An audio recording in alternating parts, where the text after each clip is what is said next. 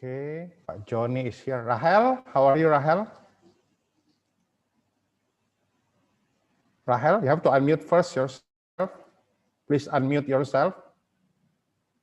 Please unmute yourself. Okay, Rahel. Pak Joni, please check a sound, Pak Joni. Okay. Okay, Yes. good. Good. Hai Pak Tito. Ya, Pak Joni. Dengar nggak suara Oke. saya? Dengar, Pak. Bagus. Oke. Rahel, can you do... okay. Check sound, Rahel. Okay. Okay, can you check sound?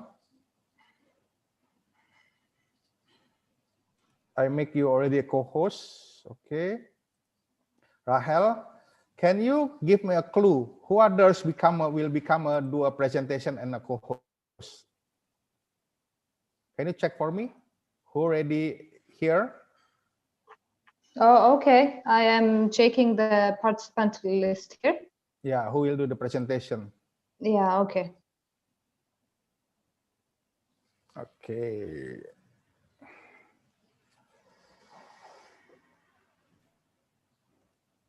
Pak Joni co-host.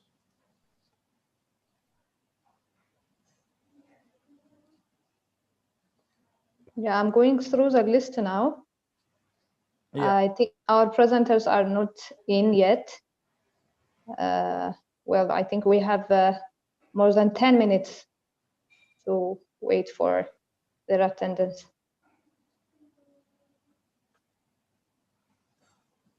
Yeah.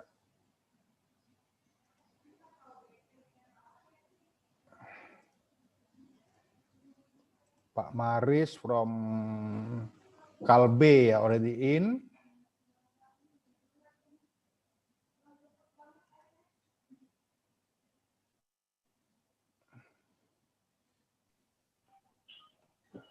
Halo, selamat siang Pak Tito. Iya, siapa nih? Maris Pak, Maris Pak. Oke, teman-temannya belum pada masuk ya? Ya belum Pak, karena kita lagi pada WFH, jadi kayaknya scatter. Okay. Cuman nanti dari Pak Marcel yang akan present Pak. Oke, Pak Marcel ya. Oke. Saya mute lagi ya Pak. Silakan.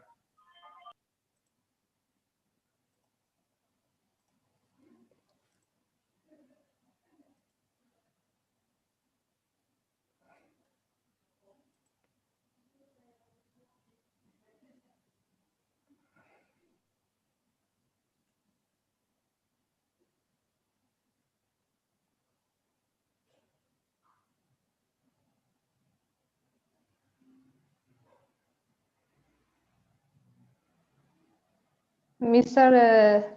Johannes Alemu from Ethiopian Honey and Beekeeping Association is already here. I can see him present on the list. Okay, I become co-host already, and then who rest?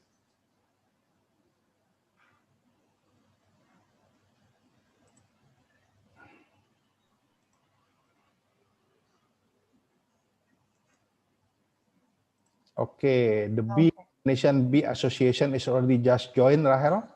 Yes, he is present. We have other participants from Ethiopia side, but they are not presenters, so maybe we should wait a little bit. Okay.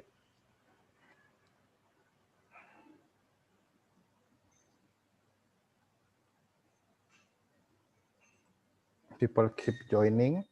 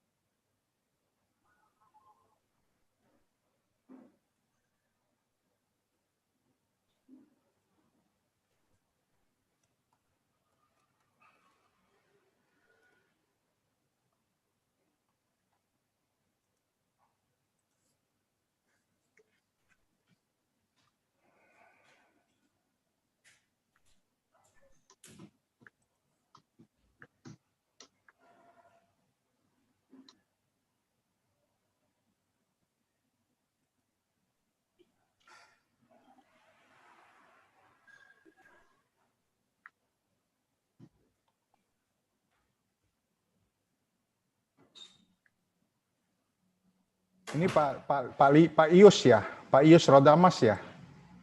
Ya, saya Pak. Oke, saya ganti dulu karena Bapak masih namanya Misal di situ. Oh ya, saya ganti sebentar. Ya, tolong diganti. Ini company ini soalnya apa namanya? Oke.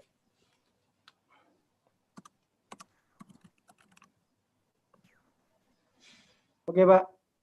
Oke, thank you. Selamat siang semuanya. Siang. Oke, Pak Yohanes already become the co-host ya.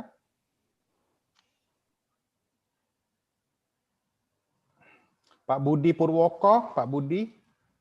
Siap, ready Pak. Ready Pak. APKI ini apa Pak ya? Asosiasi apa ya? Penyamak kulit Indonesia Pak. Penyamak kulit ya, oke, leather ya. Oke Pak. Siap Pak, siap. Oke Pak. Terima kasih Pak.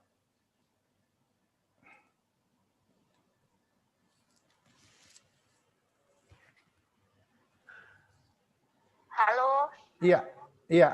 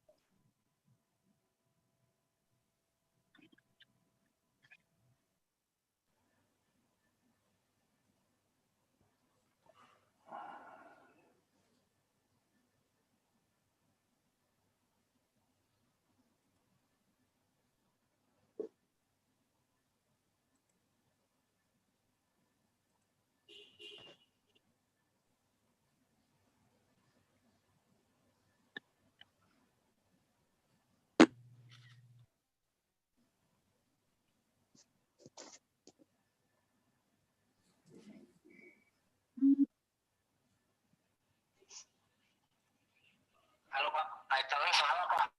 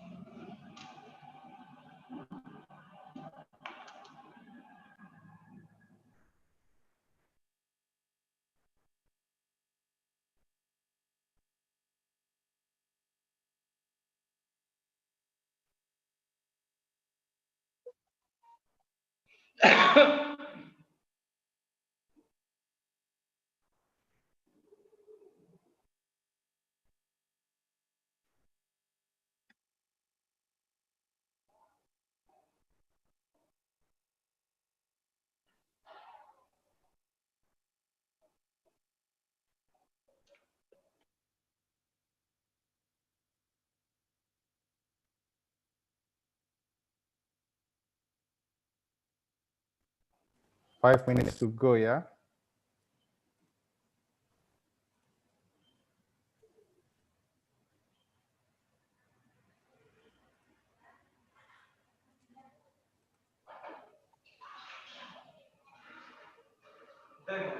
Bon, Indonesia itu. Kita ini berapa Bon? Oke, wait. Ini belum dimulai.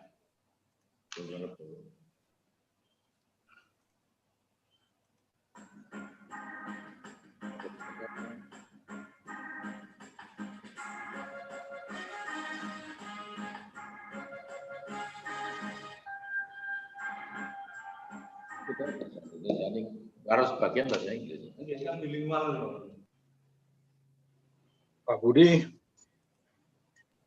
Halo Pak Niran, selamat siang Pak Niran. Selamat siang.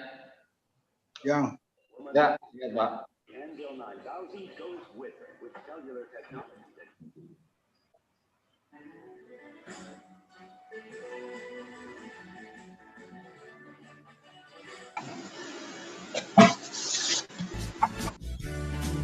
How are you?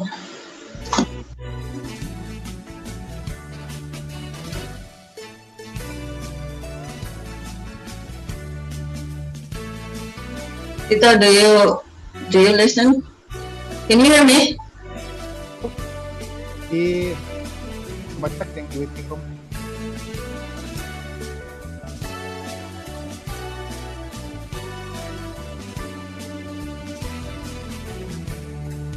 ከቆምንበት ቦታ ቆሜ አንቺን አስባለሁ ቁጭ ብለን ካወጋንበት ቁጭ ብዬ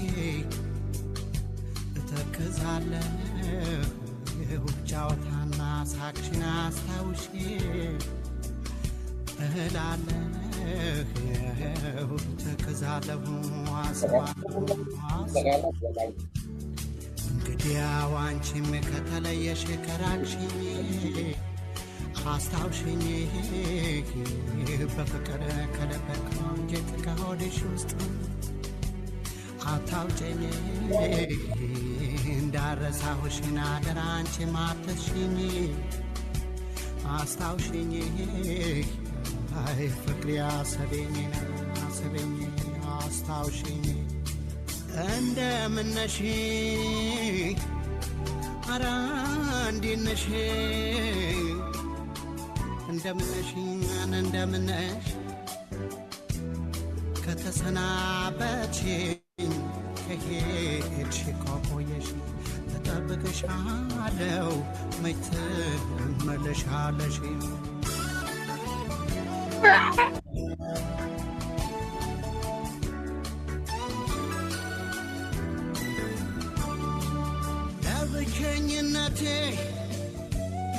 ለብቸኝነቴ ለአዲሱ እንግዳዬ Mau dengarnya lagu ETLPT kayak gini. ብቻ ነው መሰናገዳዬ እንደምን ነሽ ብዬ ሁሌ አስብሻለሁ በቃል ኪዳን ጽናት እጠብቅሻለሁ በቃል ኪዳን ጽናት እጠብቅሻለሁ የኔ ፍቅር በቃል ኪዳን ጽናት እጠብቅሻለሁ አልዋሽም ስበላሰብኩሽ አልዋሽም ስጠጣ ሰብኩሽ አልዋሽም ሲመሻ ሰብኩሽ ሲነጋ ሰብኩሽ አልዋሽም እኔ አልዋሽም የእውነት ቃሌን ክጄ አላበላሽም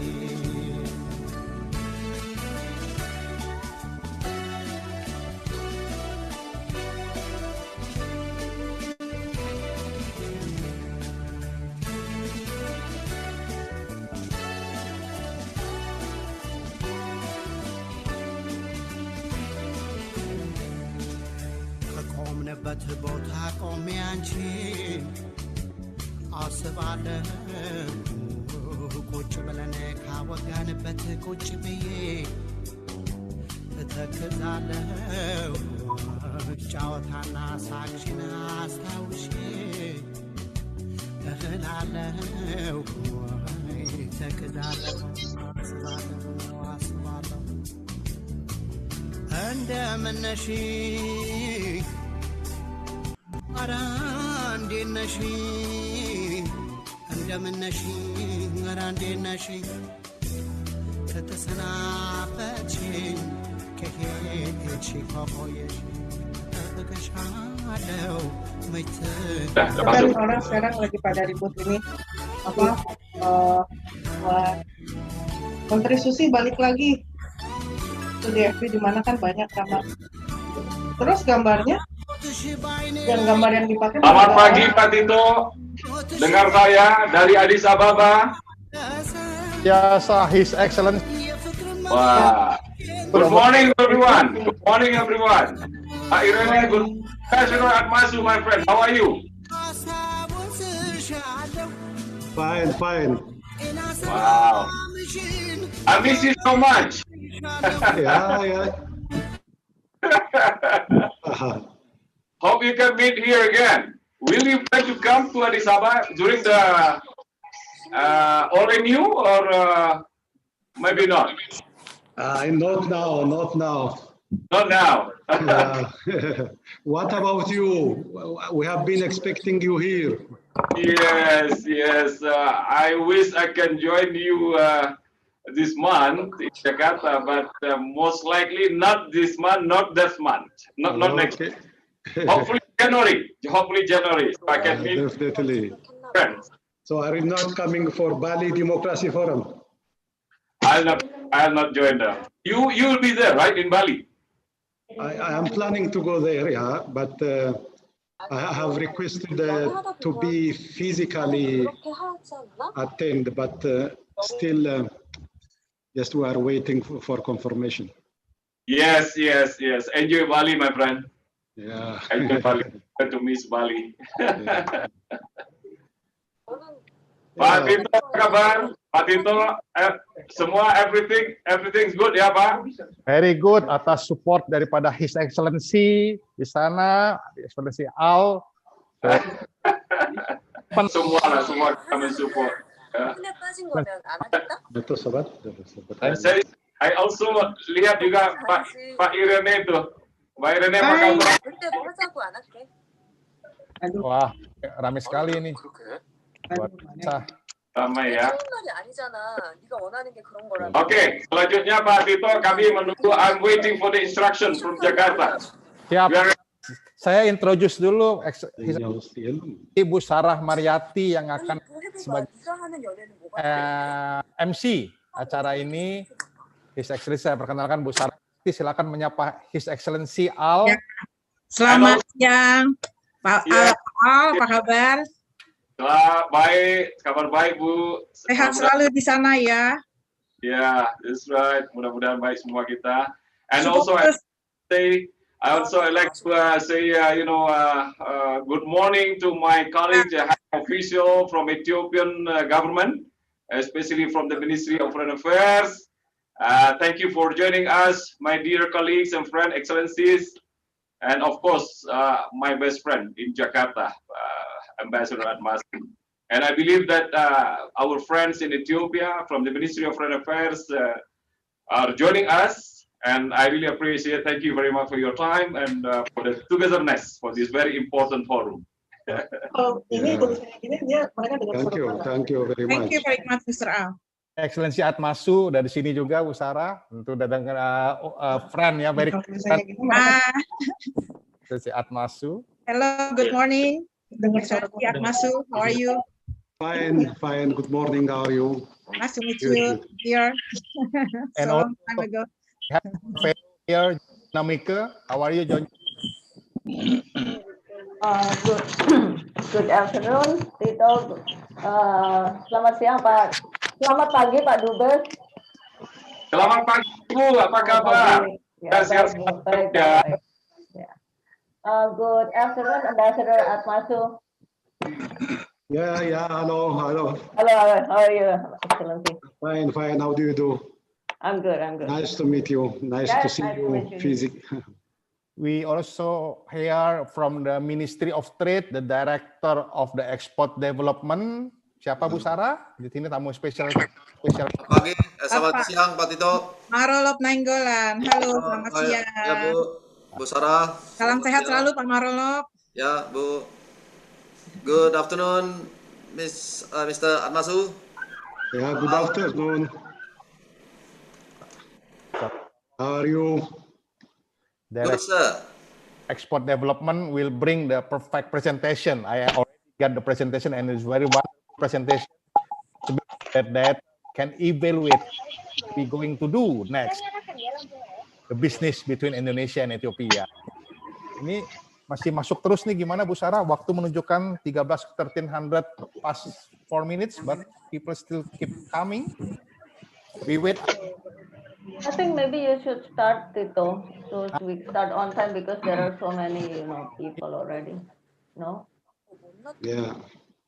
Let me check first before we starting the meeting. Okay, I have to make co-host for the person that are going to do the presentation. First, Pak Marolop will be the co-host. Okay. Pak Joni sudah, Pak sudah, nanti ya untuk komen-komennya. Pak ini siapa lagi ya? Pak Yongki belum masuk. Rahel, can you help me? Enggak, kan dia pembicara nggak? Aku mah cuma itu doang. Cuman apa pendengar? Elva ya, Elva already here. Elva Kimia Farma ya, Elva atau kimia nih? Okay. Co-host Bu Elva, Bu Elva ya, Bu Elva Kimia Farma atau Bio Farma? Kimia Farma. Yang dari Lukas siapa? Yang dari Lukas? Mr. Lealem Tilahun, oke. Co-host. Saya Yunia, Pak, dari Lukas. Yes, sir. This is Mr. Lalam from the Ministry of Foreign Affairs. Thank you so much. Thank you, Mr. Fernando. Ibu Yunia itu Pak Tito yang dari Lukas. Mia yang mana Mia? Yunia, Ibu His Yunia. Excellency Dewano.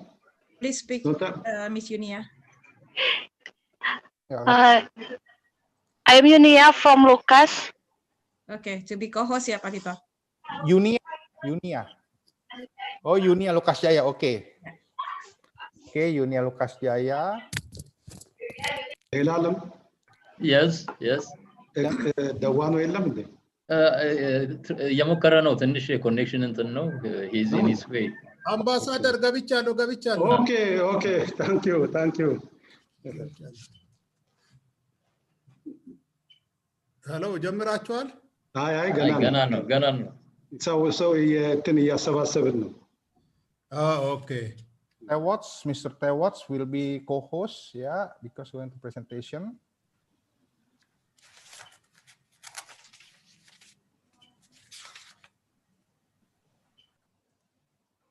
Yang dari Lukas sudah, Kimia Farma. Bio Farma siapa ya? Bio Farma nanti siapa nih? Baik, Antigen, oke. Become co-host.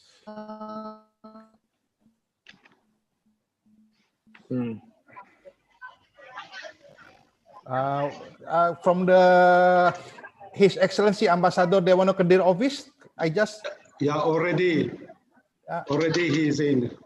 Which one ya? Oh, Dewano. Yeah, this here.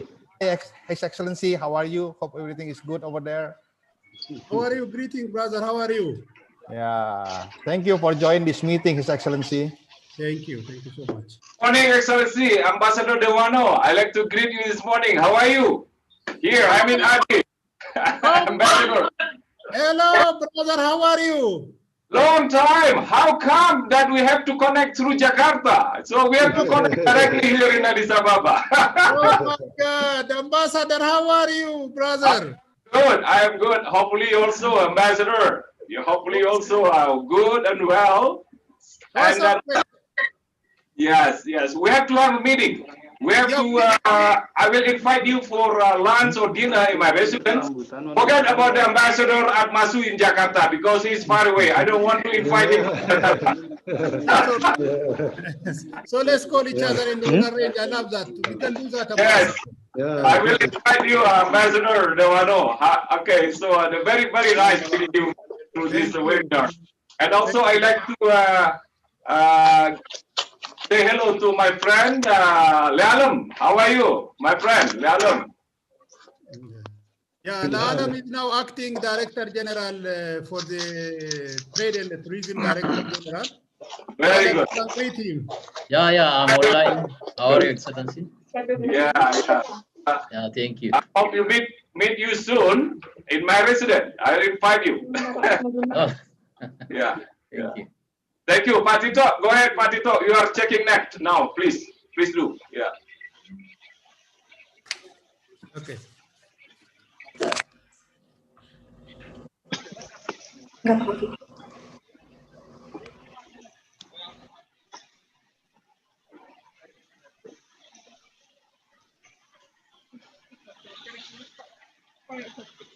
አምባሳደር ከነሱ ስም የሚጠራ የክብር እንግዳ ማን ነው ወይስ? ኦኬ ማንም እንግዲህ ያ አምባሳደሩ ብቻ ነው ያለው። Excellency, friends, here ready show 13:10 and we are going to start this wonderful event. First of all, I will put all in the mute, yeah, because we hope that this meeting can run very well and then bring benefit of fruitful for all of us, for Indonesian and for Ethiopian, yeah. Prior to this meeting, we have some of rule that we are going to mute all participants during the presentations. And if there is anybody want to ask and can do the chat, yeah, in the chat, yeah. And later on, we will follow the rundown, which already distributed, and we will started with the MC, yeah. And then we hope it can run fluently, yeah. And for the chat room, please do not use for a personal chat, because if you do a personal chat, always it will be quite annoying because it will always pop up. And quite annoying in our screen, yeah, especially if you have not a big screen. And also we hope that all can keep the microphone mute, because everybody will be over the question and answer and discussion at the certain times, yeah, guided by the MC and the moderator. And we hope everything can run well, yeah. And then now I please our MC today. Are you ready, Bu Sarah, to start wonderful meeting? But prior, I will put all in mute, and for the person already become the co-host, they can unmute themselves. Okay.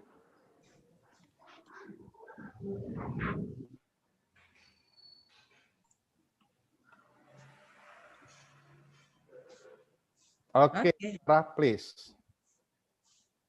Okay, we start ya.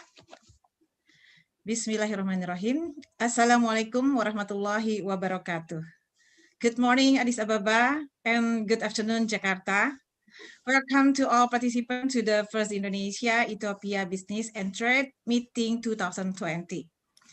First of all, we should thank to God Almighty, so all of us can meet in this virtual meeting in healthy and good condition. Okay, ladies and gentlemen, we welcome especially to Ethiopian Permanent Secretary, Ministry of Foreign Affairs Ambassador, His Excellency Mr. Dewano Kadir. Indonesian Ambassador to Ethiopia, His Excellency Mr. Al-Bushra Basnur. Ethiopian Ambassador to Indonesia, His Excellency Professor Mr. Atmasu Segaye. Director General of Foreign Trade and Tourism Promotion Affairs, Ministry of Foreign Affairs Ethiopia, Mr. Lealem Tilahun. And Director of Export Development, Indonesia Ministry of Foreign Affairs, Mr. Marolop Nainggolan. And also ITTIC expert speakers, Mr. Yongki Susilo and Mr. Michael Johnny. And speaker who represent the business association and industries from Indonesia and Ethiopia. Okay, is there anybody, Mr. Tito? Maybe you can say welcome and hello. Yeah, we see many friends here, very wonderful friends from business association, from the business player, industries, and also medias. Yeah, some of media also here want to listen about how we promote the business and trade between Indonesia and Ethiopia. I think we welcome all of them very warm in this meeting. Please, Bu Sarah, proceed. Okay, thank you. And of course, all participants that I cannot name one by one who joined this virtual meeting both from Indonesia and Ethiopia. Okay, ladies and gentlemen, as we know, this is the third country ITTIC holds for the business and trade meeting series. It is ITTIC mission to promote for business and trade opportunities between Indonesia and other countries. Previously, this year we did 2 times with Fiji, 2 times with Belarus, and next 10th of December will be the 3rd time with Belarus, and today is the first time with Ethiopia. This time meeting with Ethiopia, so we will be focused in promoting certain commodities between 2 countries. Ethiopia with its commodities such as agro products, leather products, honey, and fresh flowers. And Indonesia with its pharmaceutical, herbal, and medical supply products. So we hope this meeting can facilitate and become an entry point to do trading for those products between participants. Okay, to begin this meeting, we will please welcome remarks by Chairman ITTIC for Mr. Tito Loho. Please, the time 5 minutes is yours, Mr. Tito Loho. Okay, Assalamualaikum warahmatullahi wabarakatuh. Salam sejahtera. Thanks to God Almighty that we can be here in this wonderful meeting together. Good morning, Addis Ababa, Ethiopia. Good afternoon, Jakarta, Indonesia. I welcome all Indonesian fellows and Ethiopian fellows, especially His Excellency Dewan Qadir, His Excellency Al Bushira Basnur, and His Excellency Professor Atmazu Zegaye, and of course, all participants. Thanks to all of you joining ITTIC, First Indonesia-Ethiopia Business and Trade Meeting 2020. In this wonderful moment, I want to share about ITTIC, Indonesia Trade, Tourism, and Investment Club. Let me share some of the presentation, a short presentation.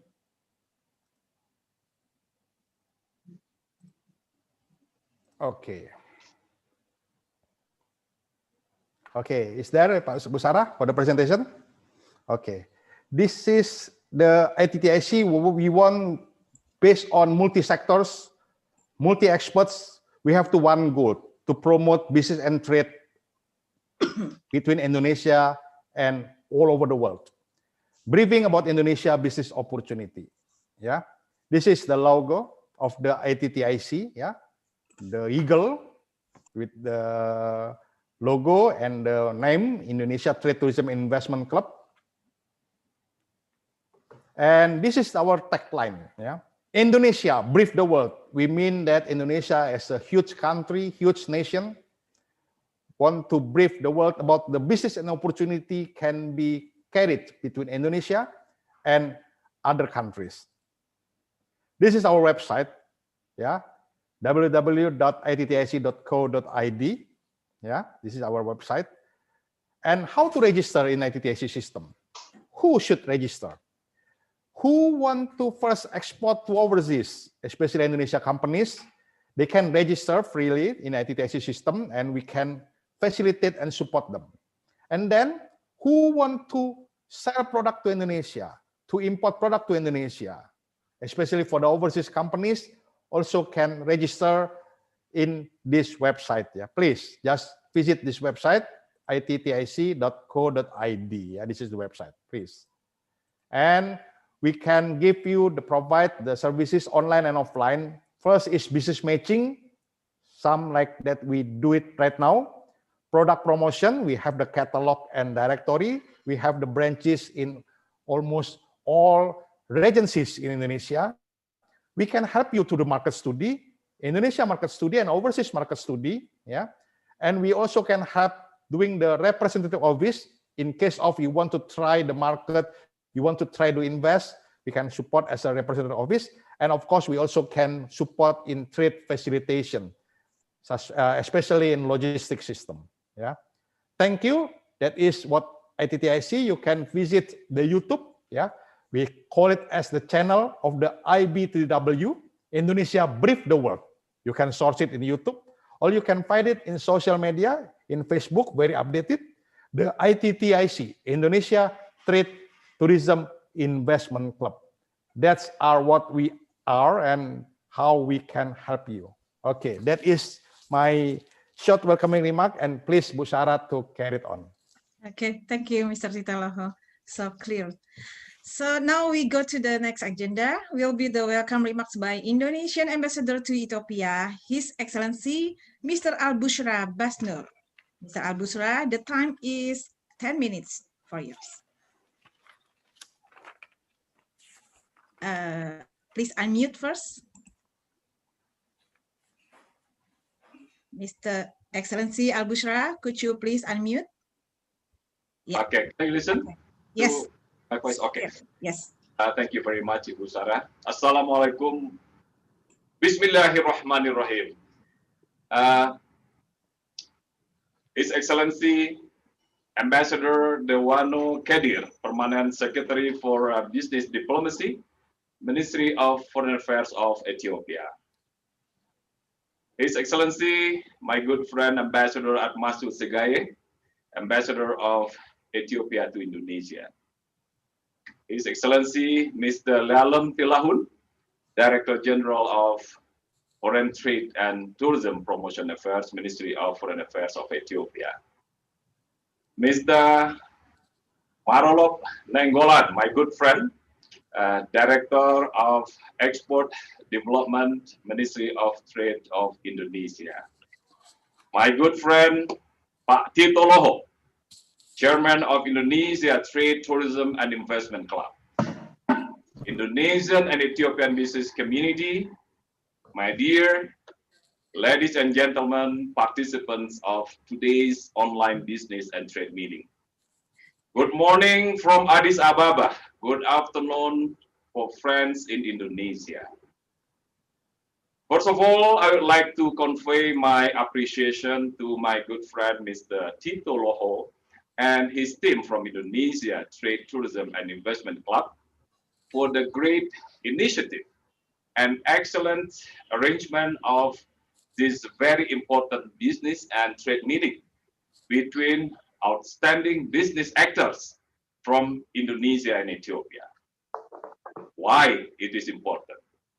Because this event can broaden our common knowledge and understanding about Indonesia and Ethiopia, especially about economic potentials of both countries, as well as to connect business community in order to explore mutual economic cooperation. My dear friends, ladies and gentlemen, the connectivity, the togetherness, and the relations between Indonesia and Ethiopia initially started since 1955, when a delegation from Ethiopia attended ASEAN African Conference in Bandung, Indonesia on 18 to 24 April 1955.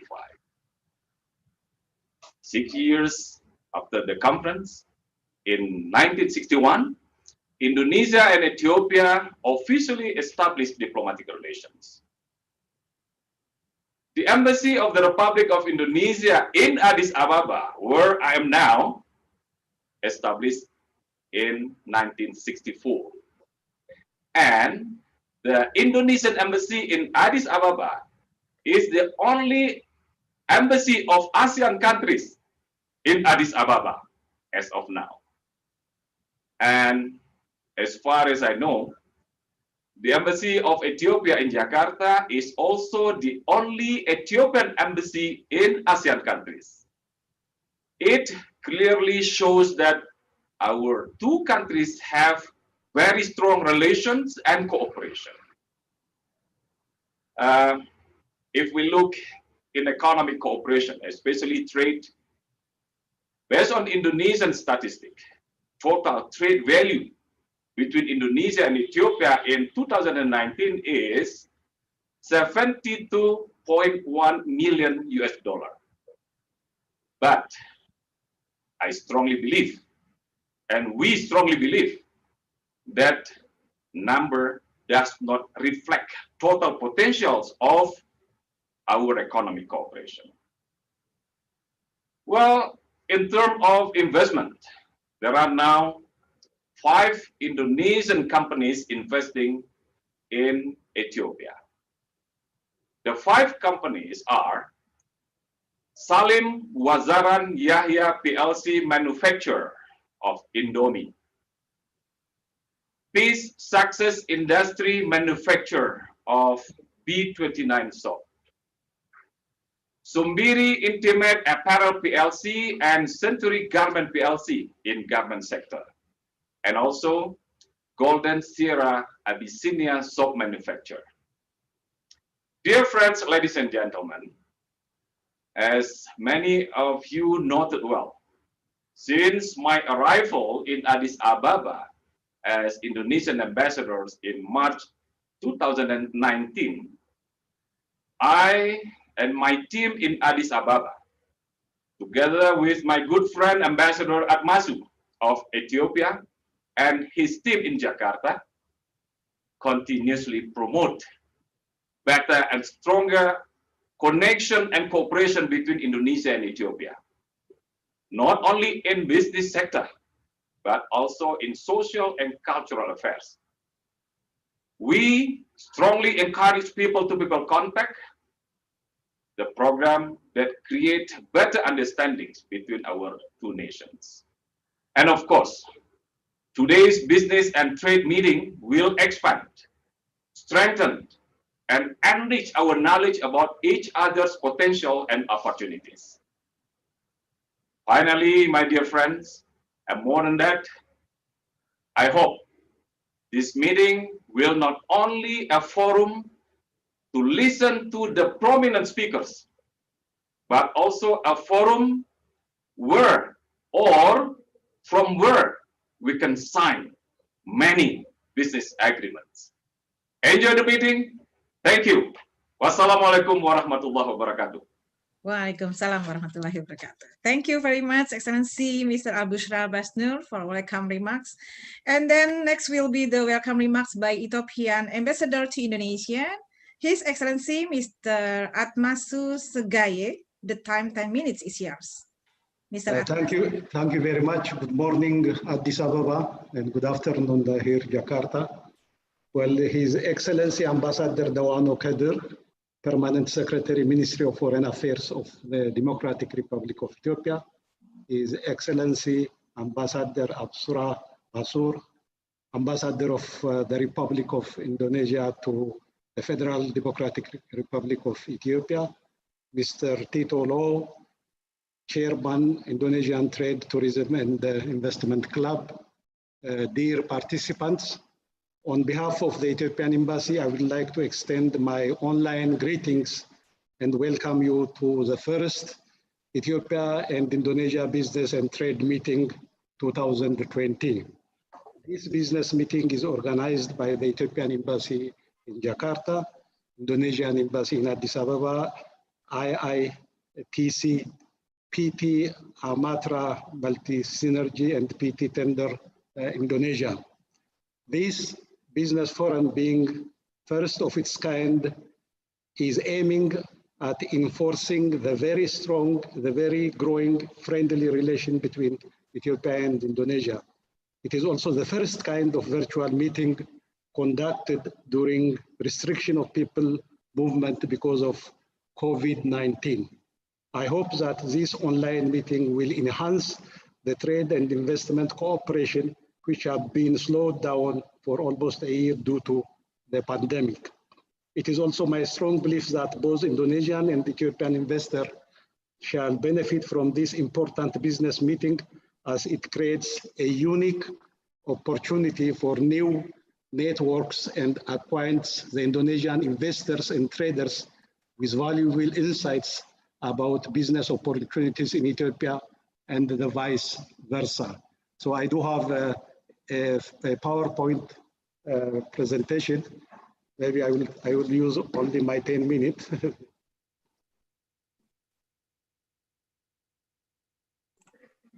Okay, thank you very much. Yeah, already clear your presentation? Okay, it's already, yeah, Ethiopia,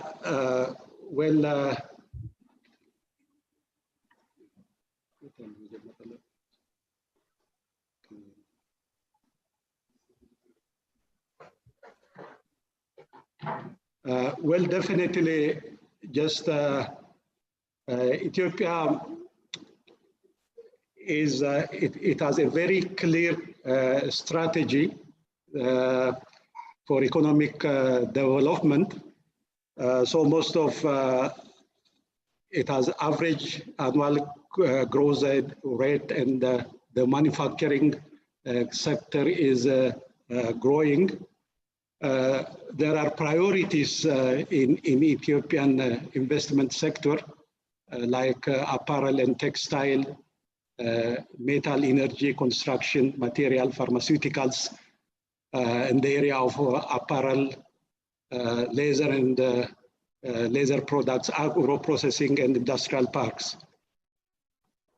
Well, Ethiopia has been growing. It is one of the fastest growing economy in the world. You can see how Ethiopia has been growing and compared to other areas.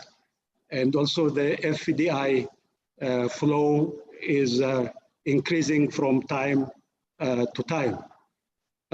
We do have, as my brother said, we do have also Indonesian companies in Ethiopia, like Busana Apparel, Indo Food, and almost there are 5 or 6 companies in Ethiopia that are investing in Ethiopia. Well, here, especially for our Indonesian counterparts, I would like to mention some investment opportunities, especially in the area of, for example, textile. We do have a very huge potential, large land size, favorable climate, easy access to industrial land, abundant and trainable workforce, and also competitive cost of energy, less than 0.3 kilowatt per hour, and rich supply of water resources. In the area of laser also, Ethiopia is the first in livestock population in Africa, and it is the 7th in the world. So we do have a very huge potential of livestock. There are 66,500 tons of salted hide, 20 million pieces of skin. So in this area, footwear, gloves, and finished laser materials are areas of interest.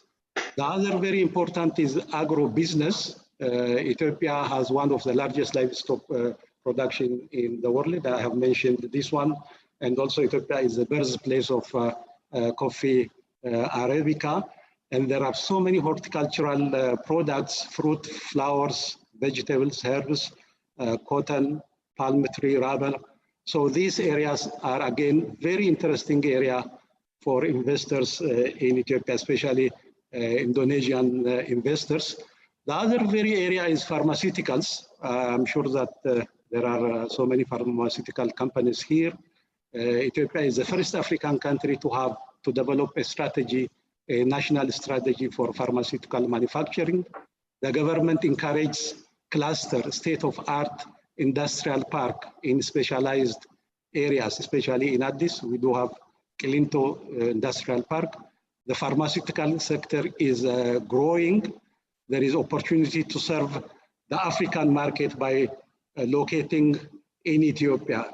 Pharmaceutical companies can just start manufacturing their products in Ethiopia, and they can have access to other African countries. So there are really a wide range incentives for pharmaceuticals. I don't have time to discuss all those issues, but definitely we will arrange enough time so that we can explain all the benefits in the area of pharmaceuticals. For example, you do have loss carry forward for 5 years, 5 to 10 years for expat. So these are pharmaceutical. In the area of pharmaceuticals, the government is giving due attention. Well, there are also general incentives for investors in Ethiopia.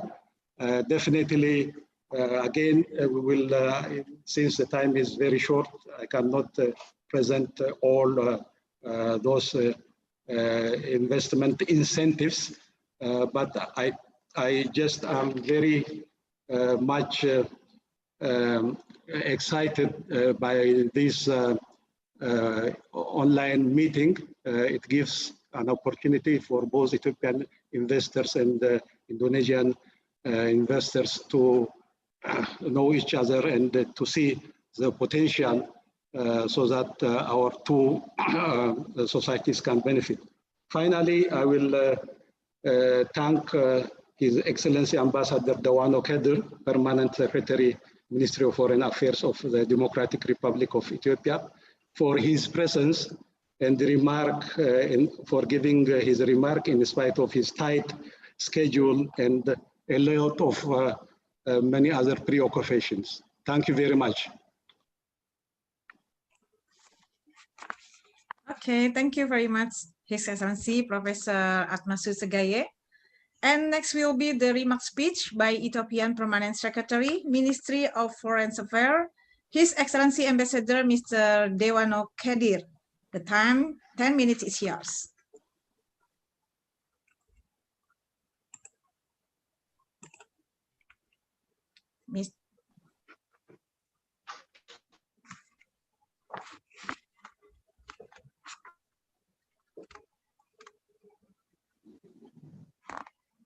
His Excellency. So sorry, it was mute. Now you hear me? Yes, we can hear you. Okay, let's start. Yeah. Thank you so much. Thank you. So please, greeting, good morning here in Addis, and also good afternoon in Jakarta also. First of all, Your Excellency, brother, Ambassador Al-Bushra here in Addis. Also our ambassador, Professor Admasu in Jakarta. Thank you so much for coordinating this program, by the way.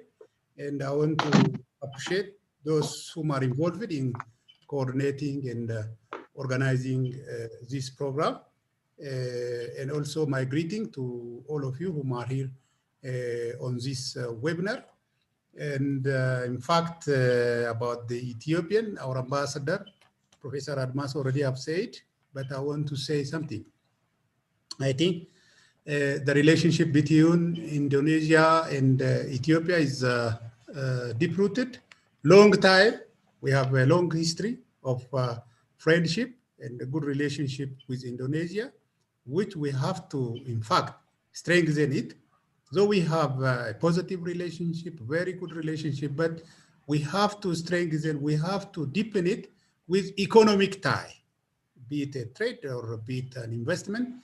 We need to work hard. So we have embassies in both countries. We have big opportunities.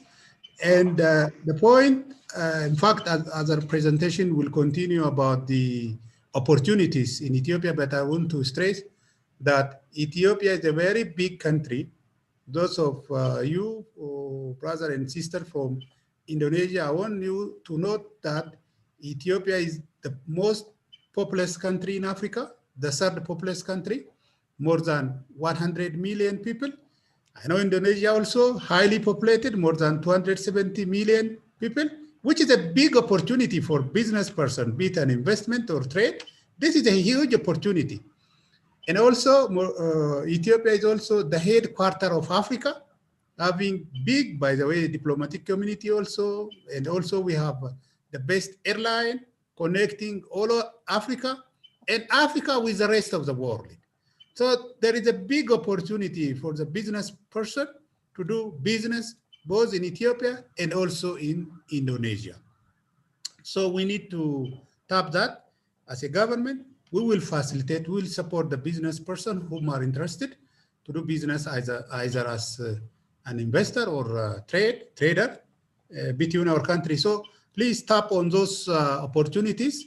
And as a government, we are ready to facilitate, to provide you all the necessary informations and big opportunity, as our ambassador in Jakarta said, a big opportunity there. We are agricultural oriented country, by the way, And we are doing very good also in manufacturing, big opportunity, in pharmaceutical, big opportunity, and also in trade. Something we want to promote trade, the reason is, investment goes, not sometime it might not be directly with investment. Someone can start his business. Just first, maybe it's good to visit certain country like a tourist. And then if you love that country, you continue as a trader. Then if you love it, you continue as an investor. That is the way how investment goes and flows and starts. So someone can start with trade, big opportunity, different area. We have very good opportunity, a lot of populations. We can do export from Ethiopia to Indonesia, from Indonesia to Ethiopia, especially coffee. We have the best coffee in the world. We can do that. Someone can represent, by the way. And also oil and other manufacturing products can be imported from Indonesia to Ethiopia and vice versa. A lot of the detail can be worked out both from our side and also from our embassy in Jakarta and also Indonesia embassy here in Addis. We can work together, provide you more information, more detail, what kind of business opportunity is here in Ethiopia for you Indonesians to come and do business, and also for Ethiopians to go there and do business, both ways. So we will provide you, and we know the challenge of this COVID. Hopefully, the day is coming for this pandemic to be an end. Hopefully, in short time, it will be overtaken, or we will defeat, hopefully, and things will come to normal. But still, in Ethiopia, if someone came up, with less than 72 hours of his medical result or certificate, he can enter to Addis without any further quarantine. But if it is more than 72 hours, probably he or she need to go through quarantine. But we are open, by the way, but with a condition of having certificate, to come up with certificate. So still, even though there is a lockdown in other country, but still in Ethiopia, we are open, but with certification. Hopefully, with the solution we are approaching with vaccine and medications, and with the necessary care, we'll continue doing business. And this is a great opportunity to know the opportunities of investment, trade, tourism, whatever, both in Ethiopia and Indonesia. And then once you get that, I urge you still to go for further information and what kind of opportunities are in Ethiopia, what kind of incentives are there, which business is good. So the best way is, even we can arrange a one-to-one meeting for you if you want, connecting you with Investment Commission. If you are interested in trade, with trade, we have a Ministry of Trade and Industry.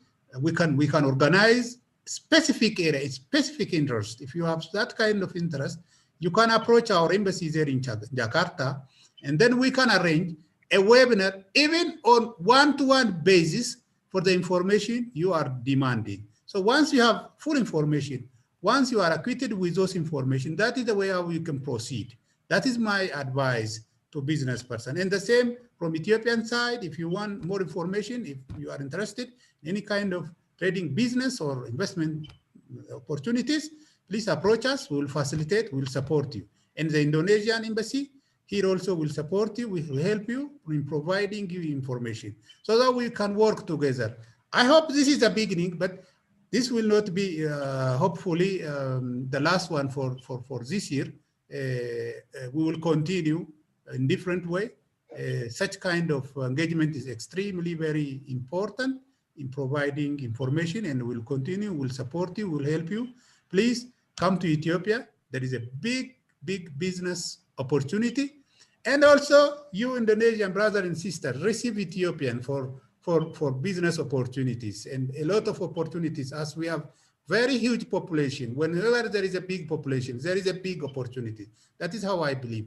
And then we will work, both our embassies will continue to support you, to help you, and we will continue this way. Thank you so much. Thank you. Have a good time. Okay, thank you very much, His Excellency Mr. Dewano Kedir. And then next will be the presentation Indonesian Consumer Goods Market Outlook Review by Indonesia Senior Consultant for Mr. Yongki Susilo. The time, 10 minutes is yours. Yes, okay. Good afternoon, Your Excellencies, and also honored guests. So let me proceed with the program.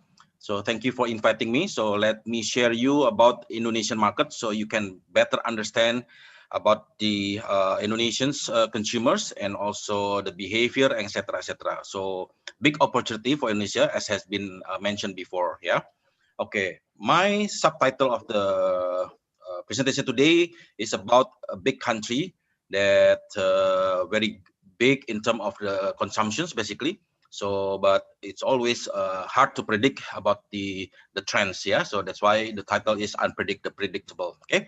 Let me introduce you a bit about my background. So I'm at Kadin. Kadin is the Indonesian Chambers of Commerce, basically. So we are setting up a trading house. The first project will be in Australia. Okay, I used to be 27 years for working for Nielsen Company. It's a market research company for Indonesia. Yeah. All right. So I'm also part of the board expert of several associations. Yeah. So sorry. Yes.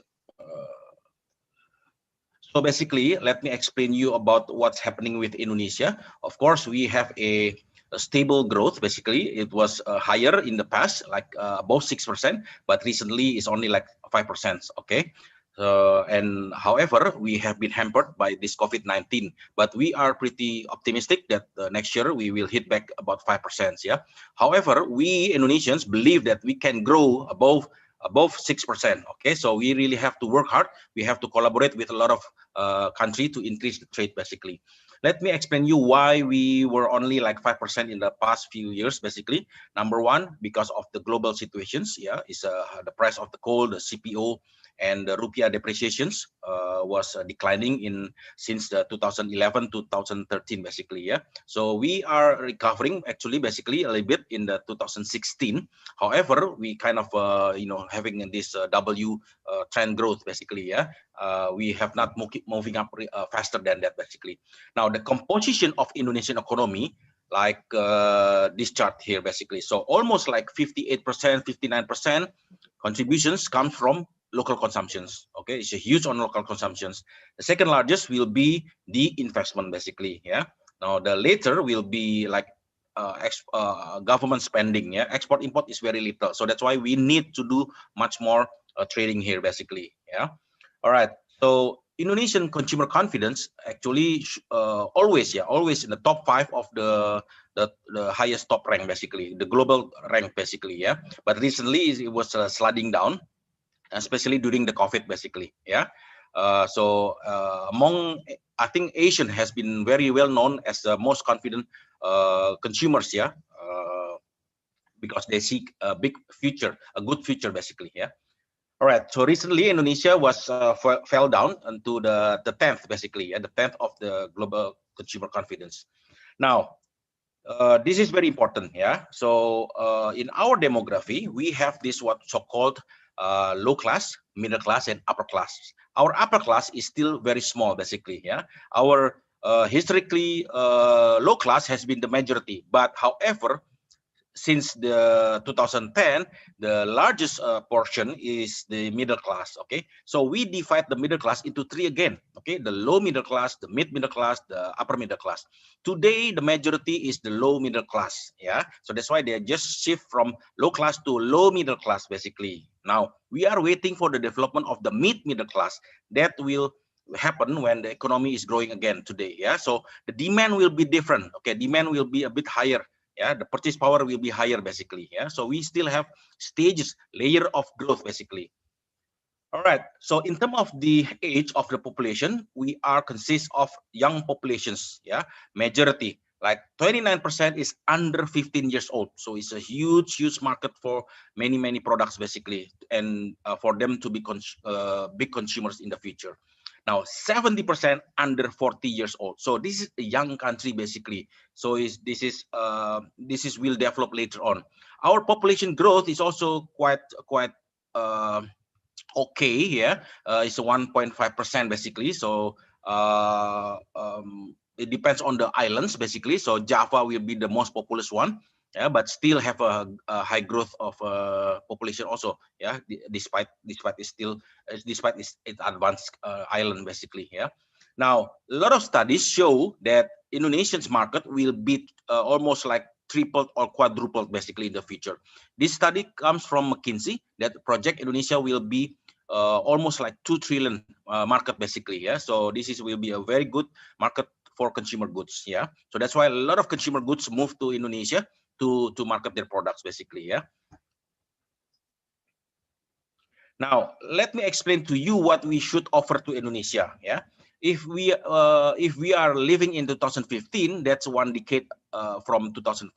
So what's happening is basically the difference of the consumer purchase power. So we have a higher purchase power today than in the past. So we have to think about the future, next 10 years basically, what we have to offer. Simply is more premium products basically. Yeah, because they have a higher purchase power.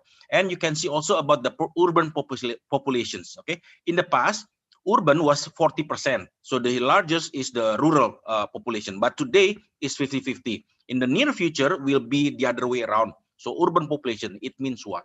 It means more modern people. Okay, you have to create a modern products basically to them basically. The trend will be from price into more lifestyles basically. Yeah, so there will be a big consumptions in the future.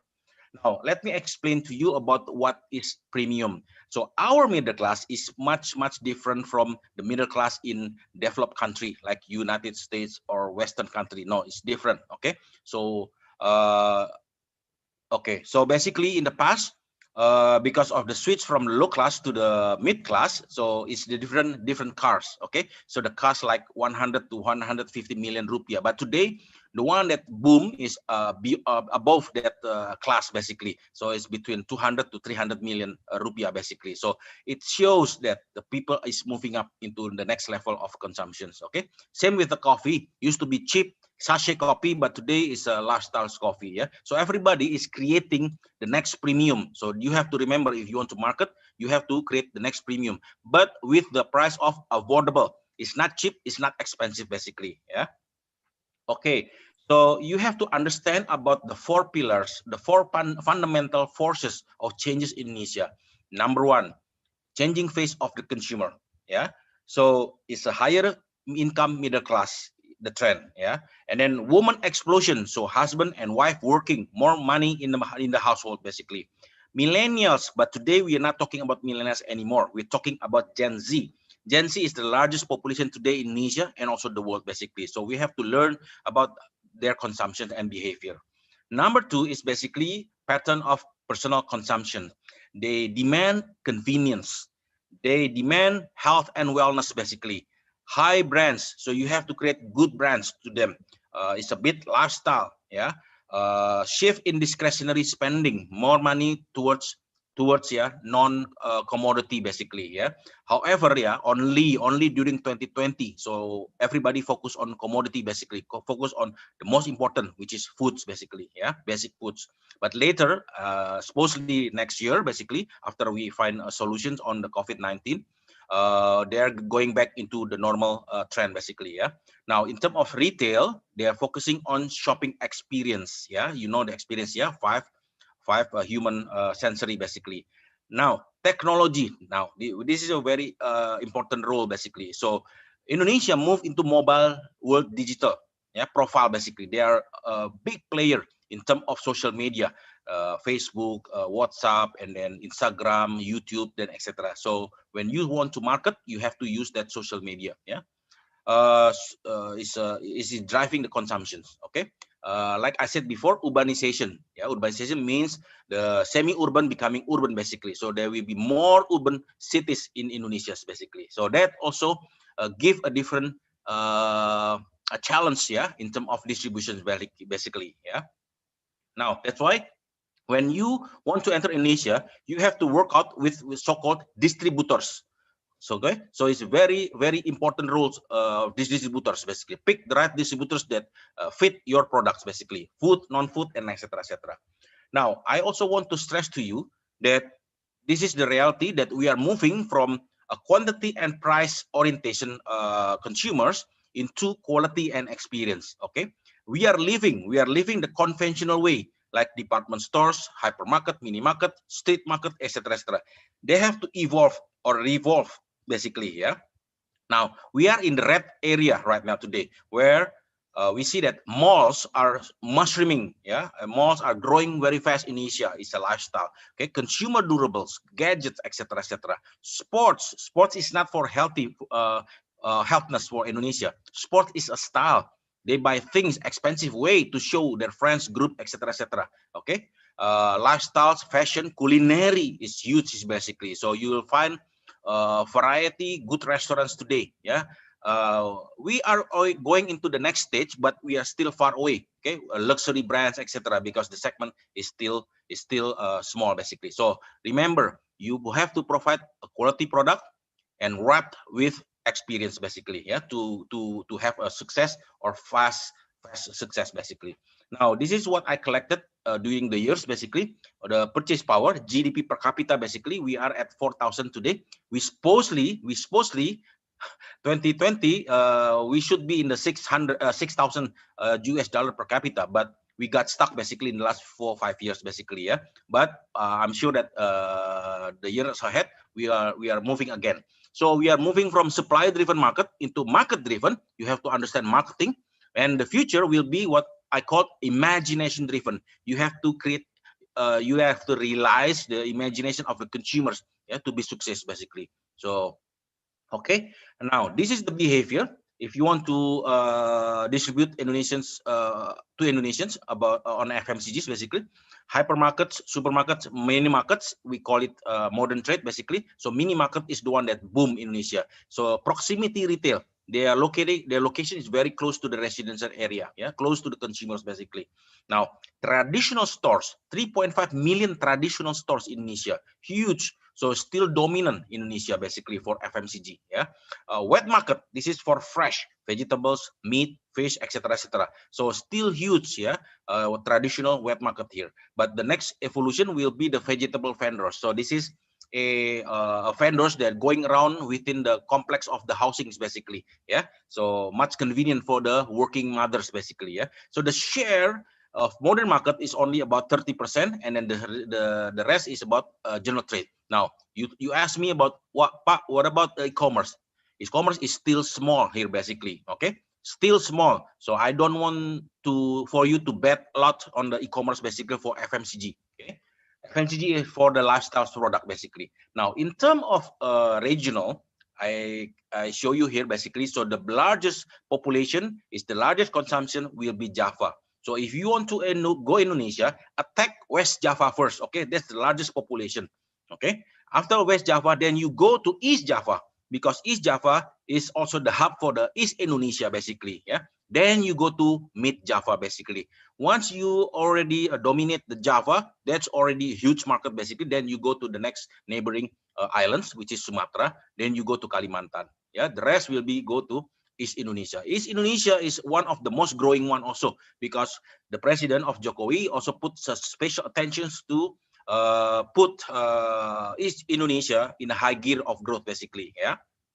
Okay. Now somebody asked me about, what about online? How about e-commerce? E-commerce only huge on the lifestyle, not for FMCG, basically, because we already have a sophisticated distribution for FMCG. Yeah, 3.5 million of stores distributed every day, basically. Yeah, so we don't need e-commerce, basically. Yeah.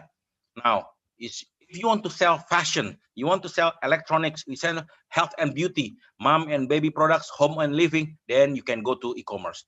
The share of e-commerce in this area is probably about 3 to 4%. Yeah, so it's still small. Yeah, it's growing fast, it's still small, but that's why offline is still important factor in Indonesia. So you have to be able to penetrate Indonesian market with the offline. Yeah.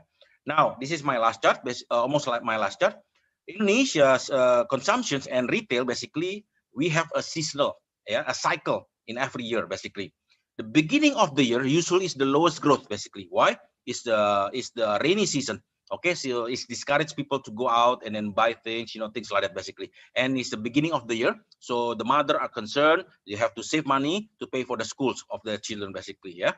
Now, Idul Fitri. Idul Fitri is the highest peak of Indonesian retail. So we really have to work hard to achieve sales target basically in Idul Fitri, because sometimes the share of sales in Idul Fitri is about 30% of the year sales basically. Yeah.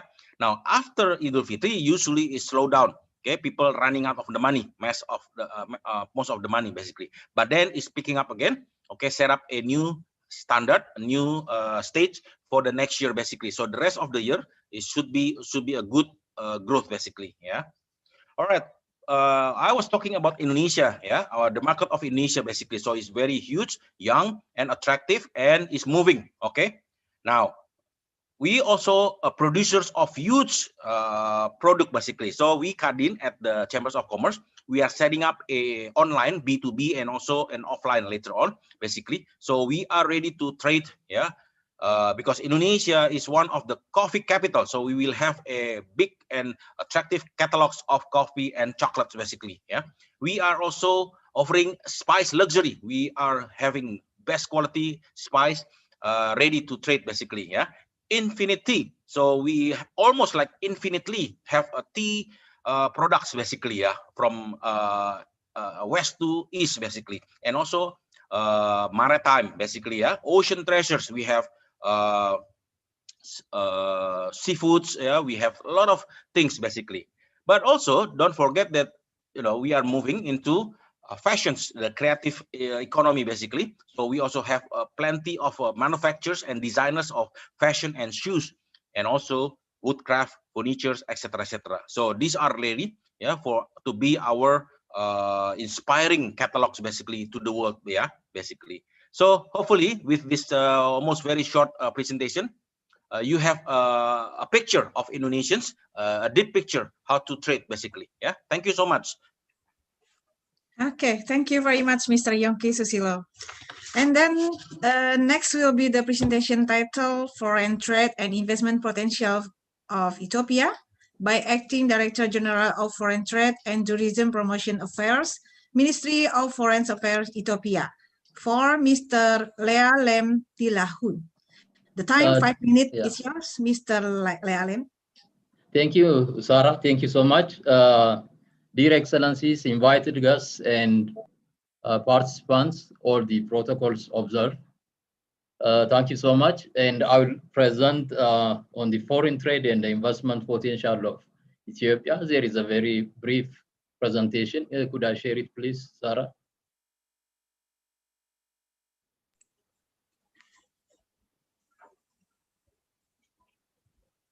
Yeah. Yeah. Okay, thank you.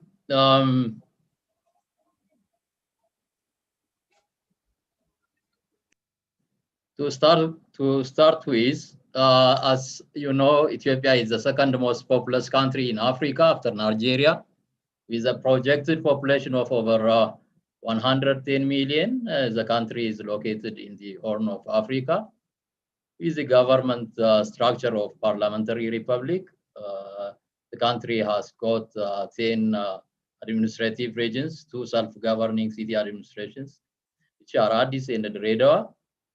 Our current head of state is President Sahle-Work Zewde, and our Prime Minister is Dr. Abiy Ahmed. Just briefly, history. Ethiopia has a history that dates back to over 3,000 years. The country has not yet been colonized, and we have a very good peaceful coexistence among one another. Ethiopia, the climate ranges from a very arid to a very humid climatic conditions. Number of national park species, different species of wildlife, endemic big mammals, different species of birds, as well as species of birds endemic to Ethiopia are also stated. When it comes to topography, as I said, there are 2 extreme things you can observe: a huge rugged mountains to a very low depression in the world, which is the Danakil Mount depression. As an introductory, we can say this. And when it comes to foreign trade, Ethiopia has made a significant stride, as you know, in infrastructure and human development over the last 2 decades. According to our homegrown economic reform agenda, the government has planned to leverage these platforms for private sector development, and the country has a vision of becoming a middle-income economy by 2025. During this time of the pandemic, the country has registered a growth of over 6%. And Ethiopia is in the process of accession of WTO, and it has signed the Africa Continental Free Trade Area.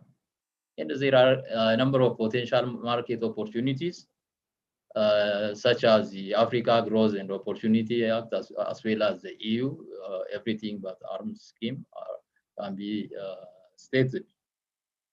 When it comes to our bilateral trade between Ethiopia and Indonesia, Ethiopia's major export to Indonesia are coffee, pulses, oilseed, spices, finished leather, vegetables, mineral products, as well as textile and garment. Whereas we import from Indonesia, such as edible oil, paper and paperboard, soap, detergents, chemicals, miscellaneous chemical products, textiles, pulps, wood and wood products, electrical machinery and equipment, as well as pharmaceutical products. When we see in detail, our Ethiopia exported to Indonesia in 2019 about 30,588,997 USD, whereas it imported huge numbers, which is 147,622,640 USD. And the trade statistics, as it shows, is in favor of Indonesia, and the government is working to narrow down not only with our brother country Indonesia, but also the trade balance with the rest of the world by widening the gap on import and export, and lots of strategies are there. So briefly again, investment. There are the government has set forward 4 major strategies to attain the objective or the goal set by to attract FDI by 2025. These are targeted investment in priority areas, development of world-class industrial parks, tailored incentives, as well as conducive enabling environment. In the country, several reforms are underway to enhance, to attract foreign direct investment. These are the major one are doing business reform, investment and legal reform, regional economic integration, as well as investment and job steering committee. Coming to the strategic priority areas, the major strategic priority areas are textile and leather and leather products, tourism, ICT, energy, mining, and pharmaceuticals. There are also a number of initiatives made by the government to enhance the development of the country. The major ones are the industrial park development. The other is electric powered railway to its logistics. This electric powered railway is the first electric powered railway in Africa. And as you know, Ethiopian Airlines Cargo Hub is the largest cargo network in the terminal in Africa. And we are also doing very well in the energy sector, especially in cost competitive renewable and clean energy. Finally, tailored and competitive incentives are provided to foreign investors, especially in fiscal, non-fiscal, and other areas. Thank you so much. Thank you.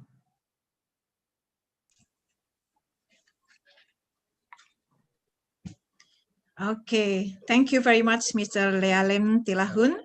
And then next will be the presentation by Indonesian Ministry of Trade for Mr. Marolop Nainggolan. The time 5 minutes is yours, Mr. Marolop.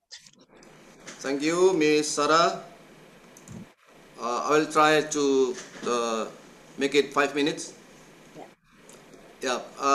His Excellency Mr. Dewano Kader, His Excellency Mr. Admasu Segae, His Excellency Mr. Al Busra Basnur, our ambassador in Addis Ababa, Honorable Mr. Lealem Tilahun, and distinguished Mr. Tito Loho, Chairman of Indonesia Trade, Tourism and Investment Club, distinguished speakers, ladies and gentlemen, a very good afternoon from Jakarta to you all. Good morning to you in Addis Ababa. First of all, allow me to thank you of joining the Indonesian Ethiopia Business and Trade meeting today.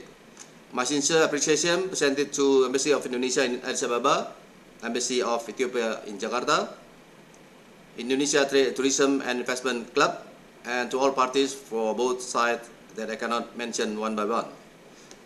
Distinguished business ladies and gentlemen, the pandemic has brought significant impact to both global trade and domestic trade. In the global trade, it has clearly changed our global trade patterns as a result of disrupted supply and demand, prohibition of export and import policy for food and health products. The pandemic also drives the increasing logistic costs as it is the consequences of people movement restrictions. The emergence of various social restrictions or lockdown or quarantine policies imposed by many countries led to severe export conditions, limited raw materials, tariff and non-tariff barriers. The rise of protectionism has been weakening the industries and make us difficult to compete in the global market. Furthermore, factory closures and production suspensions are disrupting global value chains. In the domestic market, disruption on logistics and distributions likely to push inflation. The application of large-scale social restriction will also disrupt domestic inter-island trade. All of the disruption already changed our way to do business and pattern of our consumption. Since our friends, colleagues already mentioned about our bilateral trade, I don't need to take much time of you to mention about trade figures. I will jump to my next point, that looking of the figures given by our colleagues and friends, I believe that there are still more rooms for improvements for the trade of two countries in the future, regardless of the fact that this year and next year's export performance is quite challenging in the midst of pandemics. Ladies and gentlemen, we already captured some opportunities lies in the midst of pandemics. These opportunities should be explored with suitable strategy and managed with proper policy. To enhance market penetration, Indonesia pays special attention for Africa regions. In the 27th August of 2019, Indonesia and Mozambique have signed PTA. The other two ongoing trade negotiations with North Africa countries are Indonesia-Tunisia PTA and Indonesia-Morocco PTA. In the exploratory stage, we are proposing cooperation between Indonesia and South African Customs Union, Indonesia and Economic Community of West African States, and Indonesia and East Africa Community, also Indonesia-Djibouti PTA and Indonesia-Algeria PTA. We are now looking forward for the fruitful progress of those proposals. Relaxations of export and import for export producers also help industry to be able to survive in this situation. Our Ministry of Trade has undertaken a number of strategic policy to boost Indonesia trade performance in the new normal area. These policies include simplifying and accelerating issuing of certificate of origin of exported goods through the application of affixed signatures and stamps, applying automatic authentication in the processing of export and import licensing for reputable traders, improvement and acceleration of export and import services, and supervision through the national logistic ecosystem. For the increased trade facilitation and services, the Ministry of Trade also provide a new business portal, INA Export, to facilitate buyers around the world who want to do business with Indonesia companies. Through this service, buyers, exporters, and trade representatives can connect with each other to do business transaction on Indonesian main export products. This service can be accessed through the website in the address inaexport.id. It is also available at a Google Play Store and Apple App Store with a keyword INA Export. Buyers will be able and easy to find more than 100 verified Indonesian exporters with 1,000 product available in the product catalog. And there is also friendly inquiry system to get good offers from exporters. Distinguished ladies and gentlemen, we decided to go online from Jakarta to Addis Ababa to reach you all with one clear agenda. We would like to strengthen partnership with you. We would like to collaborate with you, and we wish to establish our cooperation lies on win-win principle. We cannot wait anymore. We have to proceed with our business immediately at a time when global trade presents a great challenges to all of us, with more protectionism, unilateral action, and punitive measures which led to trade wars as well as the current pandemic outbreak. Through this forum, hopefully, CEOs and business representatives from both countries shall connect and discuss the future business potential. Therefore, I certainly hope that business meeting today is one of the efforts to emphasize our mutual understanding and realize a stronger economic tie between Indonesia and Ethiopia. With that, allow me to wish you all very productive business meeting. Thank you. Okay, thank you very much, Mr. Marolot Nainggolan. Ladies and gentlemen, participant of the first Indonesia-Ethiopia Business and Trade Meeting 2020, we just listened to the many wonderful remarks. So I previously reminded you that we will take a photo together and documenting this event. A group photo will be held at the end of this event. Yeah, please be willing to stay tuned until the end.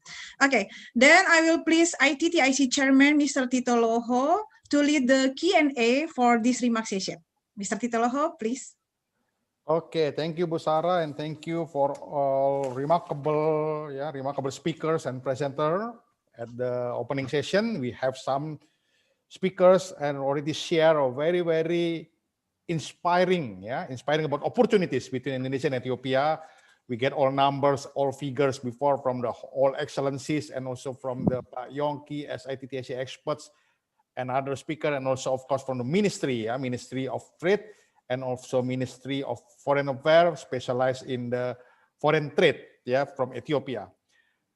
Before we entering for the next session about the business players, we just want to open the opportunity for maybe 2 questions, for all the participants here. You can type or write down your question in the chat, or maybe you can ask something for the Mr. Lealem from the Ministry of Foreign Affairs related to the foreign trade promotion, or also to the Excellency. Maybe do you want to deliver some question? We please you. Okay, I see here Mr. Ahmad Wijaya from the Chamber of Commerce. Pak Ahmad Wijaya, are you there? Pak Ahmad Wijaya? Pak Ahmad Wijaya, I see you. Are you standby? Pak Ahmad Wijaya, Mr. Ahmad Wijaya, are you standby? And also, I will take a short review, a fast review about the. Pak Ronald Wala, are you still there, Pak Ronald Wala? Pak Ronald Wala? Pak Ronald Wala from Apindo, I see you still there. Do you stand by in the front of the computers or you're in front of your gadget? Okay, is there anyone to ask question first? Oh, Pak Ronald Wala. Okay, I see you already there. Pak Ronald Wala, do you have a short question maybe to excellencies for Indonesia excellencies or for the Ethiopian excellencies? Or for anybody that already presents the speech and presentation, Pak Ahmad Wijaya and Pak Ronald. Pak Tito, please unmute for Pak Ronald. Okay. Unmute first, yeah. Okay, wait. And here, Pak Ahmad Wijaya and Pak Ahmad Wijaya, unmute yeah. too, yeah, please. Maybe Pak Ronald Wala first. Do you have a question? Ronald Wala from the Apindo, Indonesia Business Association. Please, Pak. Good afternoon, everyone. Your Excellency, Pak Tito. Thank you for the opportunity and congratulations on this initiative, the first webinar discussion trade with Ethiopia. I don't have a lot of questions, but actually we'd love to know more about the market over there. I heard that over there, like the food, I saw there's a explanation there from the Ethiopian government about furniture, food, and all that. So we'd love to get that information, and we'll share that with our collective or group of SMEs in Indonesia, and then we'll looking forward to work with the importers over there over there and see how we can make this trade work. Okay. Thank you. Thank Take you. care. And before we let the speakers, before answering this question, we please Pak Ahmad Wijaya also. Yeah, please unmute for Pak Ahmad Wijaya, Pak Tito. Already, Pak Ahmad Wijaya, please. Yeah. Pak Ahmad Wijaya, please unmute yourself. Pak Ahmad Wijaya, please. Excellency, everybody, all the business leader, Excellency to Ethiopia and Excellency of the Indonesia also, especially our ambassador, Pak Bush. How are you, Pak? Pak Tito, thank you for the time that given to us. Basically, I am coming from the Chamber of Commerce, and I think we are doing a lot of multi-industry in this country. Especially, we are very active in the industry of building material. If there is a chance for us to go and do some business in Ethiopia from Indonesia, we are mostly welcome. And I think we are one of the largest supplier of the ceramic industry, as well as I'm also having the plantation of sugar mills in Indonesia, as well as we are also in other business, which is in the mostly is in the industry. So if we have a chance to work together with Ethiopia for the investment or either for the trade, we are mostly open and we are welcome, and we can be contacted anytime that to just share the whole business entities with the counterpart of the Ethiopia. Thank you, Pak Tito. Okay, so we got a perfect picture, yeah, from Pak Ronald Wala asking about the commodities such as furniture and food, yeah, and for Pak Ahmad Wijaya about the industrial material, yeah, especially for the building material, yeah, where the investment or conduit trade over there. Okay, now I let our ambassador Excellency Al, or from the Ethiopian, maybe from the Director General of the Foreign Trade, yeah, from the Ethiopian, can give a figure about this question, maybe, or maybe His Excellency Atmasu or Mr. Okay. Thank you very much for the questions. They are very good questions related to the food and agro processing. Well, the agroecology of Ethiopia is very diverse, and Ethiopia can grow any crop. We do have a diverse agroecology: temperate climate, tropical, desert, subtropical. And also it is the birthplace of so many important crops like coffee, pulses, and there are so many opportunities. But what we need is definitely agro-processing, adding value. So we used to export, for example, sesame and import oil. So we need investment in the area of agro-processing, value addition, and then distribution. There are so many opportunities. For example, Indonesia, I know that imports almost 70% of its agricultural raw materials from abroad. In that area also we can collaborate, but definitely Indonesia has a very high potential in agro-processing here, Indo-food and other things. Indonesian investors, if they go to Ethiopia, there are a lot of opportunities for agro-processing and then export their products to other African countries. And also what I always say is let's combine. For example, they can start here, finish it in Ethiopia, and then export it because since Ethiopia is a gateway to the Middle East, to Africa, there is a very huge market opportunity. So in the area of food, for example, Indomil, it's a very popular in Ethiopia. It's well known. So they have been there for a long period of time. Through that, they can export from here also, and also manufacture there and distribute. So that is one area, a very opportunity. There is a very potential area. For example, I have seen on this green mung, for example, we produce a very quality green mung, and in that area also there are a lot of opportunities. The second one is in the area of these building materials, ceramic and others.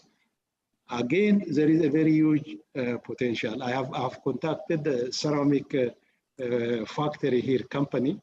They have already a connection with Hawassa ceramic factory. So they are now creating a partnership. We know that there is a knowledge here. There are also some resources there. So I think we will connect you definitely. There are opportunities to export also from here. And the other one is to manufacture there. Since there are so many raw materials, there are so many opportunities. We can create partnership with Ethiopian companies, and definitely we can benefit our society. So thank you very much. I think the person who mentioned this one is Mr. Budi. So I have APKI. So definitely we will contact you and we will further discuss the opportunities to create partnership in order to work together in the area of building materials, ceramics and other things. Because really now the infrastructure development in Ethiopia is very booming. So there are a lot of demands for ceramic building materials. If you go to Addis, every day in Ethiopia, the whole Ethiopia, every day you see construction. So there is an ample opportunity in that area we can collaborate. Thank you very much. Okay, thank you very much, Excellency Atmasu, for the information. I think it's give further figure about the condition, yeah, that the food processing is one thing, and the other thing is for material, building material is a very huge market because still in booming, yeah, for the construction infrastructure job in the Ethiopia. I think similar to Indonesia with the huge population, they need food, they need to wear a fashion, and they also need to have the houses. It means a very, very huge of the potential market for the basic, yeah, like a building material and food processing. Okay, we can carry it on for the next agenda because we have this many business society and business players want to share short sharing about their business, so can do the business matching. Okay, Bu Sarah, please carry it on.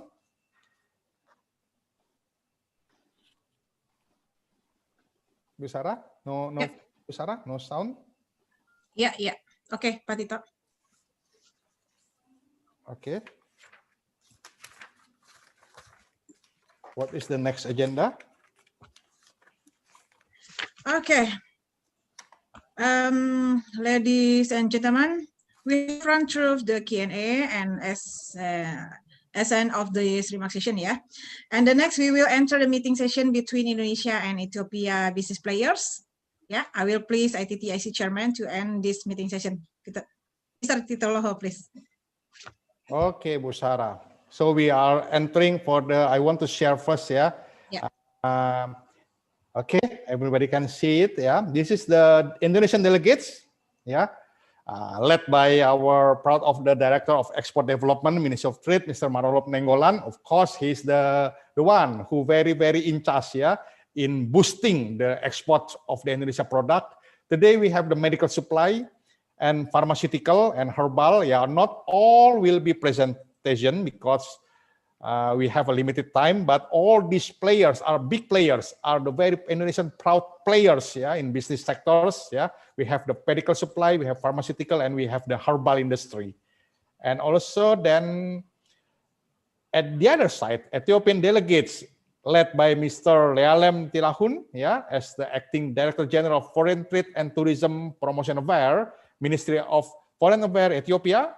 There will be the Ethiopian Oilseed, Pulse and Spices Association, Horticultural Producer Association, Honey Association, and also the Leather Association. Yeah, all are here. Will share with us, and hope that can get the business matching in this forum. So this is a very business to business practical session. Yeah, so we hope that all can listen.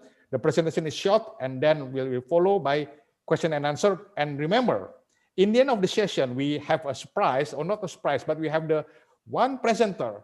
It's a very interesting one by Mr. Michael Johnny from ITTIC Expert. He will share about the tips and tricks how to enter Indonesia market. Yeah, but this is the final session.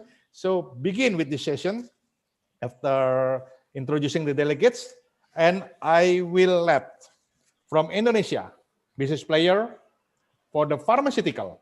Yeah. For the pharmaceutical, then we please to one of the biggest producer, yeah, not state-owned company. There are two, one state-owned company and one is a private public company. Both are public company, yeah. One is state-owned and one is private. The public company, we will please the Kalbe Pharma as one of the biggest pharmaceutical producer, not only in Indonesia, but in the region Southeast Asia. Please to deliver the short presentation about the products. Kalbe Pharma, please.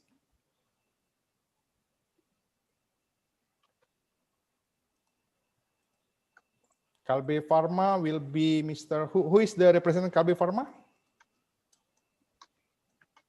Marcel? Mr. Marcel, are you ready? Are you there? Mr. Marcel? Or if Mr. Marcel not... Yep. Sorry, please. Having connections.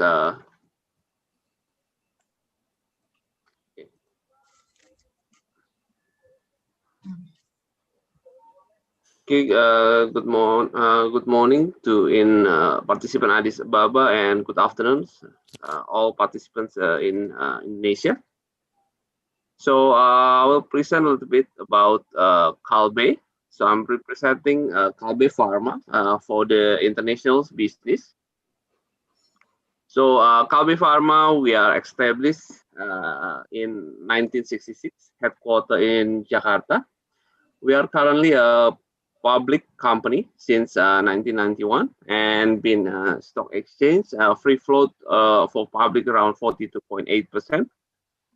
We are currently the largest publicly listed pharmaceutical company Southeast Asia with the market capital around 4.8 billion US dollars.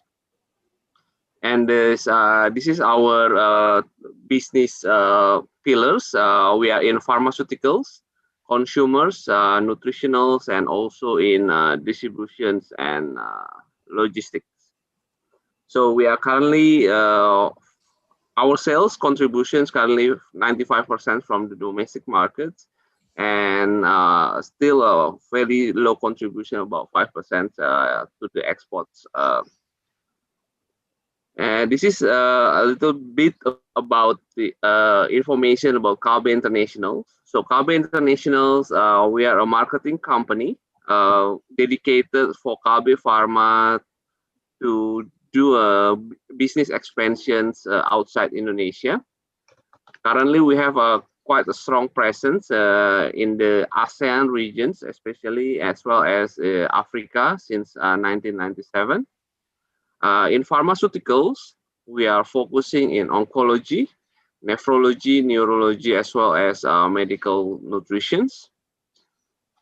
This is one of samples of our backbone in oncology. So we are providing oncology total solutions. So not only conventional chemotherapy, but also targeted therapy as well as biomolecular testing for oncology. And this is one of the samples of our medical nutrition. So specific nutrition for specific diseases such as malnourished, post-operative stroke, renal insufficiency, as well as the cancer patients. So this is current. This is the newest manufacturing for our biopharmaceuticals products. So we are using a bioreactor for batch feed batch and also green initiative. So this has been established last years, and this years we are waiting for commercializations. We are still doing a preclinical phase 1 to 3 for commercial supplies for bio products. This is samples of our biological products, including oncology targeted therapy, erythropoietin, and several on the pipeline such as nimotozumab and efapoietin alpha. So this is a little bit historical background from Kalbe. So we started from a garage in Tanjung Priok, North Jakarta area. And this is our factory, the main factory in Cikarang, and this is the new oncology pharmaceutical manufacturing in 2014. And we are also establishing more factories to help us with our expansion and increase production. So we have our facilities in Kalbe, Myanmar. We are doing a commercialization in 2021.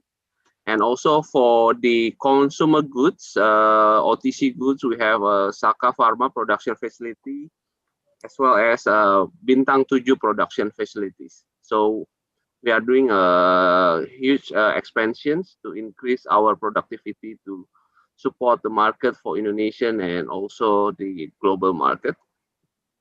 So this is the past event that we have contributed last year. So we are in the SFDA Riyadh in 2091, and also we are present also in the CPSI worldwide 2019. And this is the local event in BSD, October 2019.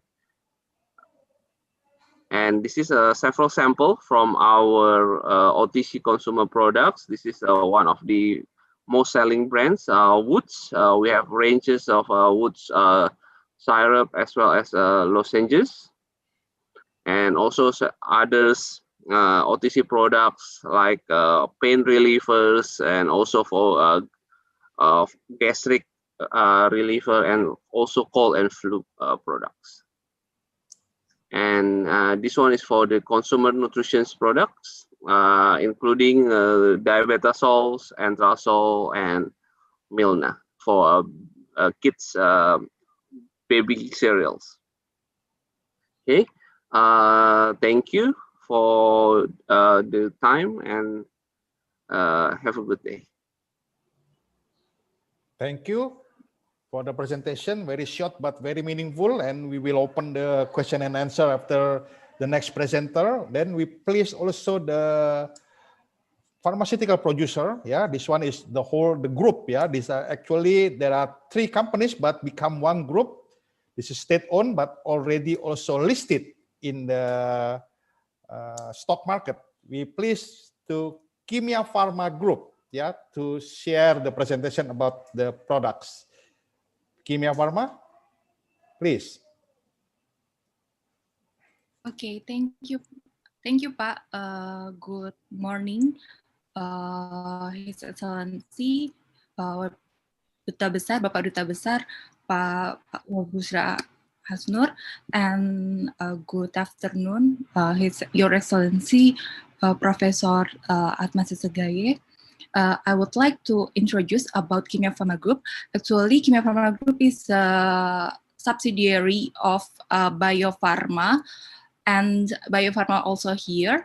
But I would like to introduce about Kimia Pharma Group. First of all, I would like to show you our company profile first in the video, and after that, I will continue. Deliver my presentation and my group presentation.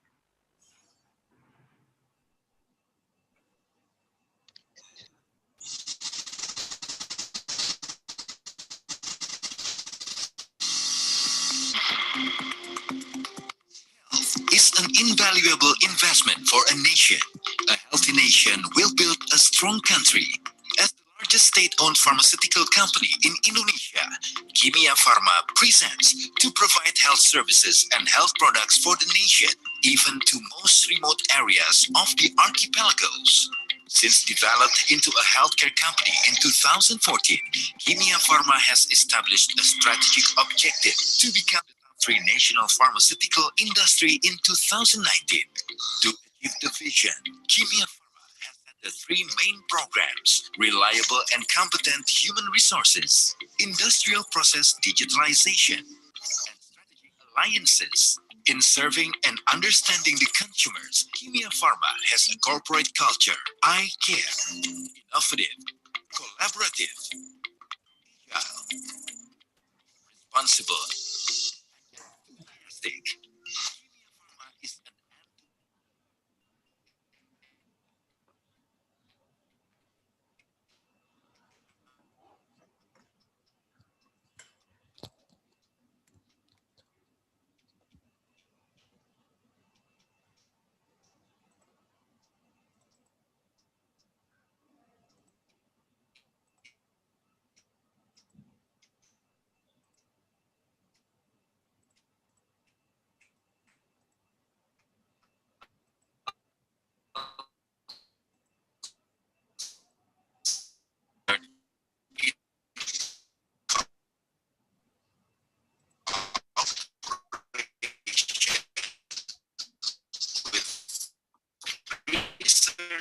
Any trouble, Pak Tito?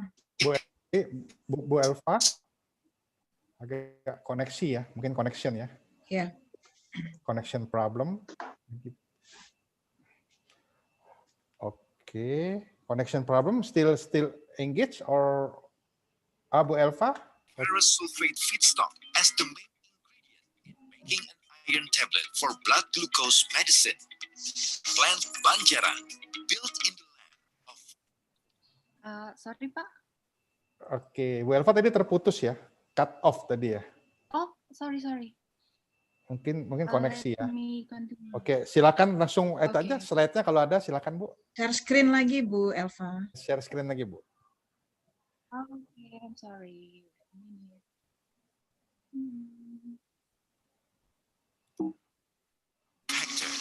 This This manufacturing plant aims to increase production capacity up to 3 times.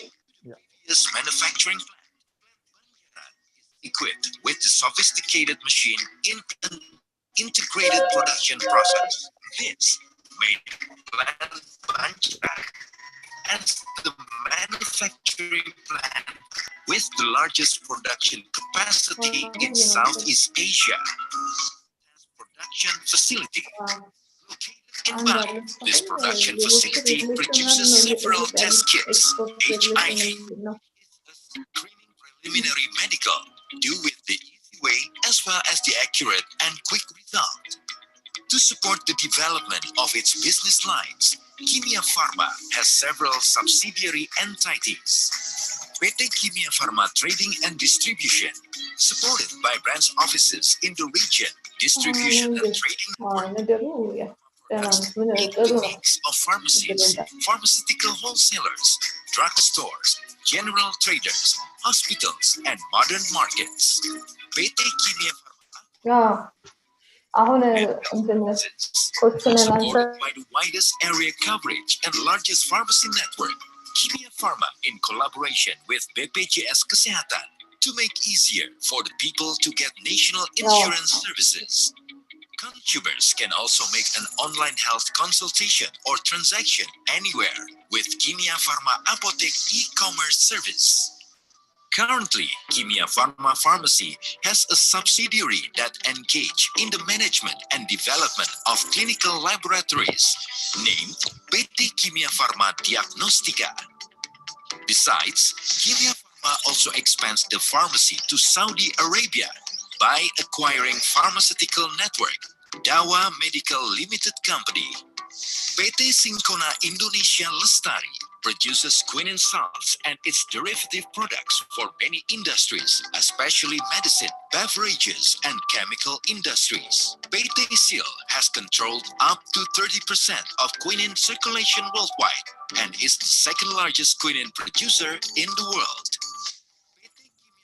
Sunggun Pharmacopoeia, the first pharmaceutical of raw material factory in Indonesia that manufacture an active pharmaceutical ingredient and high-function chemical, a joint venture with Sunggun Pharmacopoeia Co. Limited, as business development through entities that will provide assurance of availability of raw materials of medicine. Asuransi Jiwa in Health Indonesia. Kimia Pharma also has equity participation in an insurance company, Asuransi Jiwa in Health Indonesia. PT Papros Tbk. This pharmaceutical company is located in Semarang, has been officially acquired by Kimia Pharma in 2019. The acquisition would include its portfolio. Therefore, Kimia Pharma is able to fulfill better services with pharmaceutical and medical equipment to meet consumers' needs. Certainly, it will support business growth in the Value Creation Program. Kimia Pharma is planning a strategic activity. The program will be done both organically and inorganically. Organic improvement will be doing by developing infrastructure from upstream to downstream. To develop the business and the company, Kimia Pharma is conducting several strategies. Middle is expansion, asset optimization,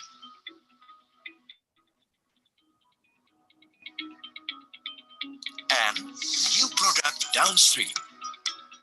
Good performance and supported by modern types of machinery, Kimia Pharma is able to produce quality products and therefore has acquired various certifications.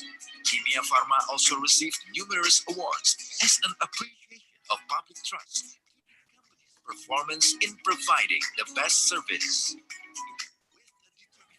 To be a trusted and most caring pharmaceutical industry for public health services in all over Indonesia, Kimia Pharma continues to realize the ideals of a strong nation and country where health is primary. Okay, that's about the video company profile about Kimia Pharma. Then I will introduce you about Kimia Pharma Group. Okay, I'm Alpha. I will represent about Kimia Pharma Group. Kimia Pharma consists of several subsidiary and indirect subsidiary. Here in this meeting, there are Papros as well and Lucas, which will deliver their presentation after me, right after me. And we are a state-owned enterprise. About 90% belongs to Bio Farma and Indonesian government, and about 10% belongs to the public. We have our own Kimia Pharma's integrated business chain, start from API manufacturing and until our retail, pharmaceutical retail in all over Indonesia and Saudi Arabia. This is our production facilities. We have several production facilities in Indonesia, and we have several certification, national and internationally. And this is our export destination in Kimia Pharma Group for the whole 8 subsidiaries. This is featured products of Kimia Pharma, Indonesian herbal medicine, and chemical medicine. And we open account for our partner. This is our product lines, more than 350 SKU from Kimia Pharma only. And after this, Miss Christine will continue about Papros.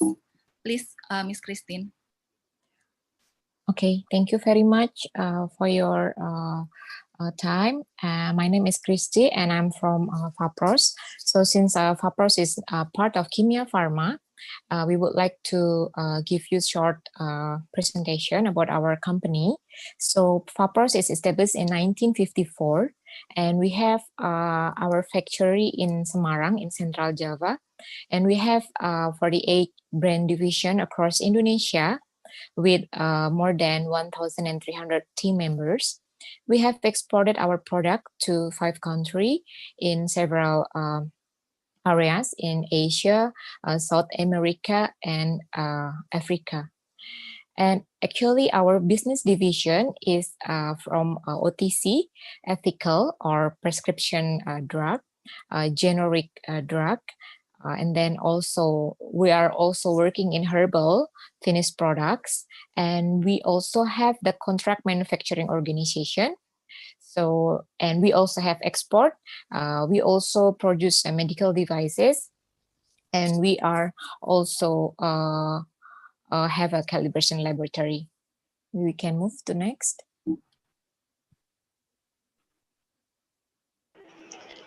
Hello, okay. I am Yunia from Lucas.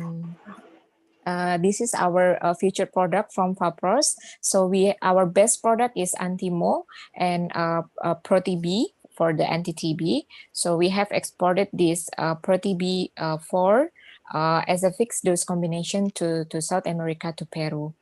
And since we offer the wide range products with the highest quality and competitive price, Papros is now looking for partner in Ethiopia. So we have already established in other areas of Africa like Nigeria and Zimbabwe. And so we also looking for a partner in Ethiopia as well. And next presentation, maybe Mbak Yunia from Lucas. Thank you. Hello. Yes, I am Yunia from Lucas. Okay, Lucas Group in a nutshell. Member of Lucas Group, PT Lucas Jaya and PT Marine Design Pharmacy. Our facilities to set, we have 14 production facilities, effervescent, antiseptic, disinfectant, and capsule. We have 2 laboratory units and country export area, Myanmar, Afghanistan, and Nigeria. Next. Okay.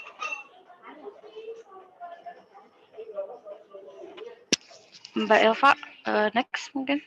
Our product, we have generic product and a catalog, food supplement, traditional medicine, antiseptic, and disinfectant. Thank you. Please continue, Mbak Elva. Okay, thank you, Miss Christine and Miss Yunia. So for the contract person of Kimia Pharma Group, you can contact us through this link. And we have also attached our product list into this link as well. Thank you from Kimia Pharma. Now back to Bu Sarah. Thank you, Bu.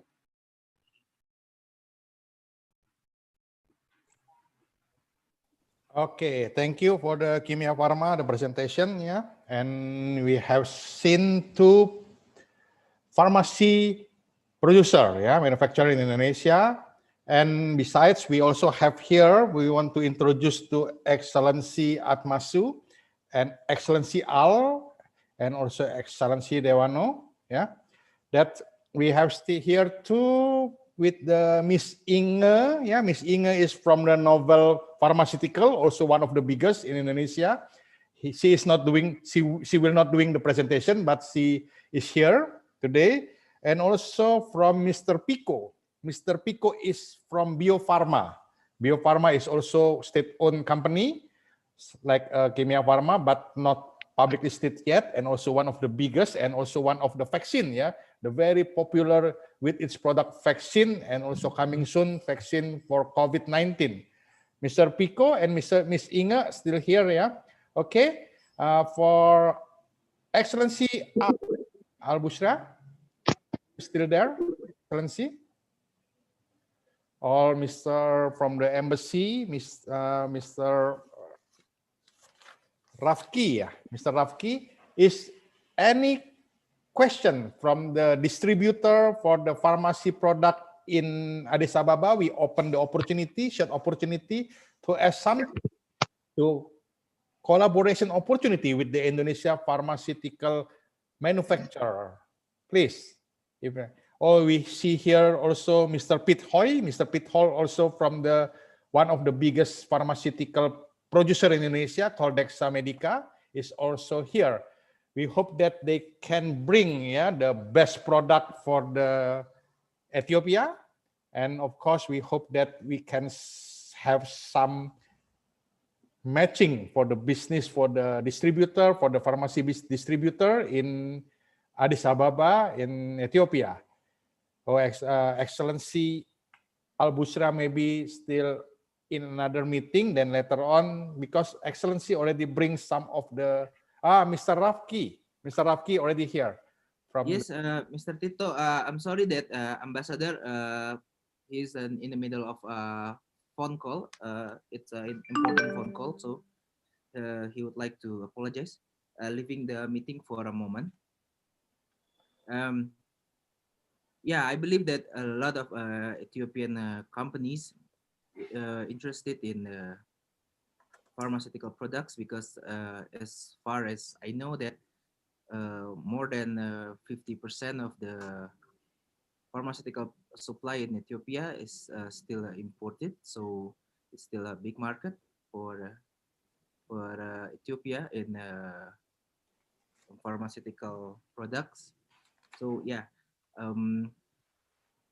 yesterday I received several questions about the pharmaceutical products. So yeah, about the importer, how to import Indonesian pharmaceutical to Ethiopia. And now I would like to invite if there are any Ethiopian pharmaceutical products importer who join our meeting to give the comment or a question. So yeah, that's it, Mr. Tito. Is there any distributor here, Mr. Ravi? Mr. Rafki? I didn't see the familiar name here because it's very that's a lot of participants, but please find out first then, yeah, because we have the Novel Pharmaceutical Bu Inge and also Miss Fitri, yeah, and also Mr. Pico from Bio Farma, and also Miss Elva and friends from the Kimia Pharma, and also from the Kalbe Pharma before, yeah. Of course, please find out. And meanwhile, we can switch to the next question and answer for the please find out for the potential distributor for the pharmaceutical product. And then we will move to the next. We please first for the oilseeds and pulses and spices potential in Ethiopia by Mr. Samuel Melki. Mr. Samuel Melki, are you ready to share some presentation? Yes, I'm ready. Thank you very much. Yeah. Could you mind giving me host access so that I can share my presentation? Okay. Okay. Please share then if you have presentation. Yeah. Masker አውልቀው ሳሚ እሺ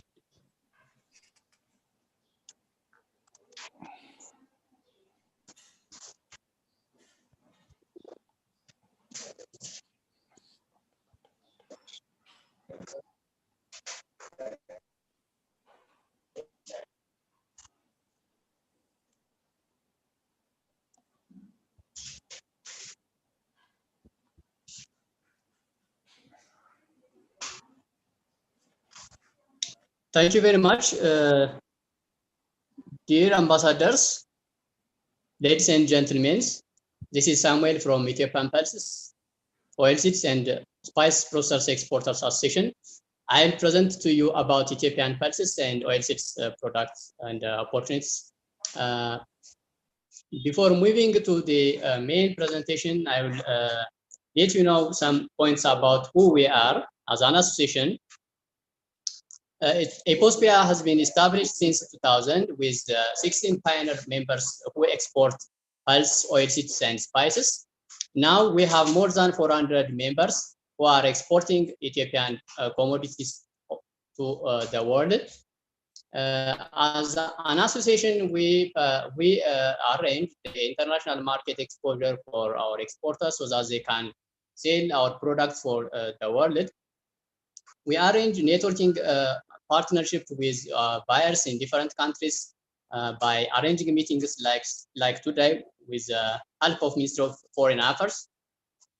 And we have been present. We have been hosting international conferences on Ethiopian pulses and oilseeds annually. This is some points about EPOSPIA. Now I moved to the main presentation about Ethiopian pulses.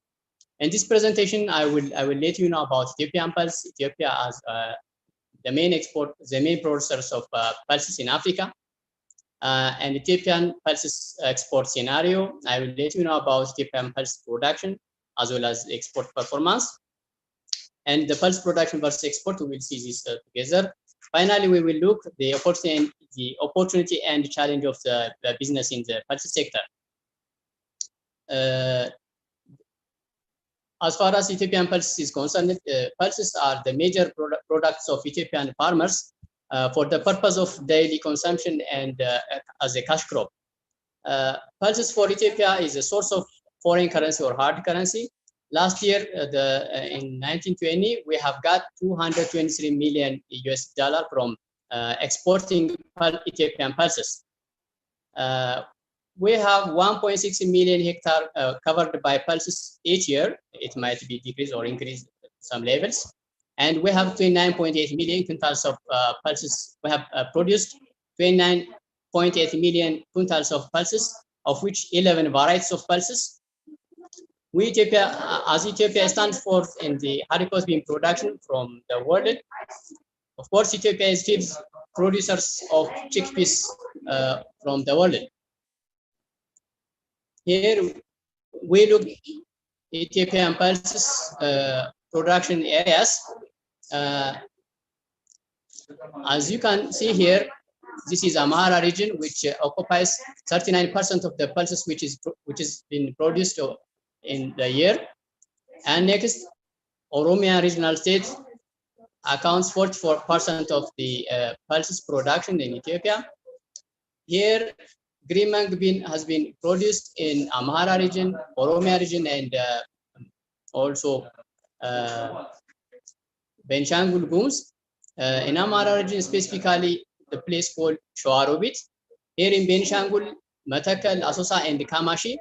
Here in Oromia, Bale zone, North Oromia region, North Shoa, and Horogdru Laga is producing green mango beans. Green mango bean in Ethiopia is the production that's dominated by mainly smallholder farmers. That makes it organic in its very nature because farmers didn't want to adulterate. And regarding pulses, there is a high demand from the world.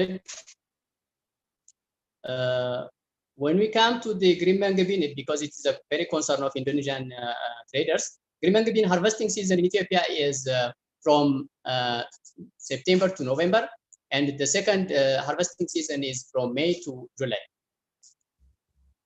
From Ethiopia, we export to the world some sort of pulse products like chickpeas, green mango bean, soya bean, lupin, budge, red kidney bean, white pea bean, black kidney bean, and speckled kidney beans.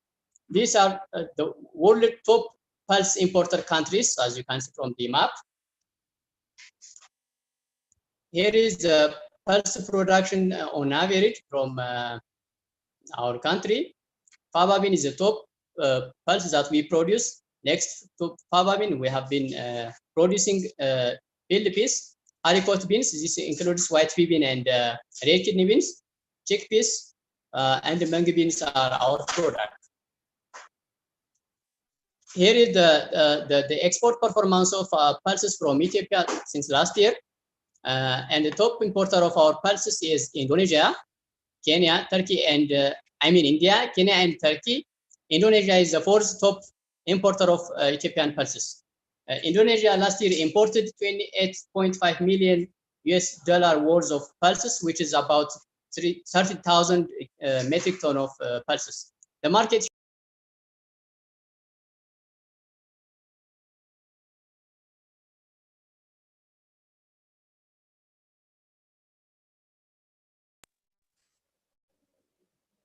about 8.5%.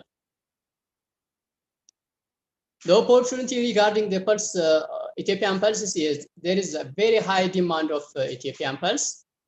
The vast opportunity for export, only 50% of the country total pulse production has been exported still now.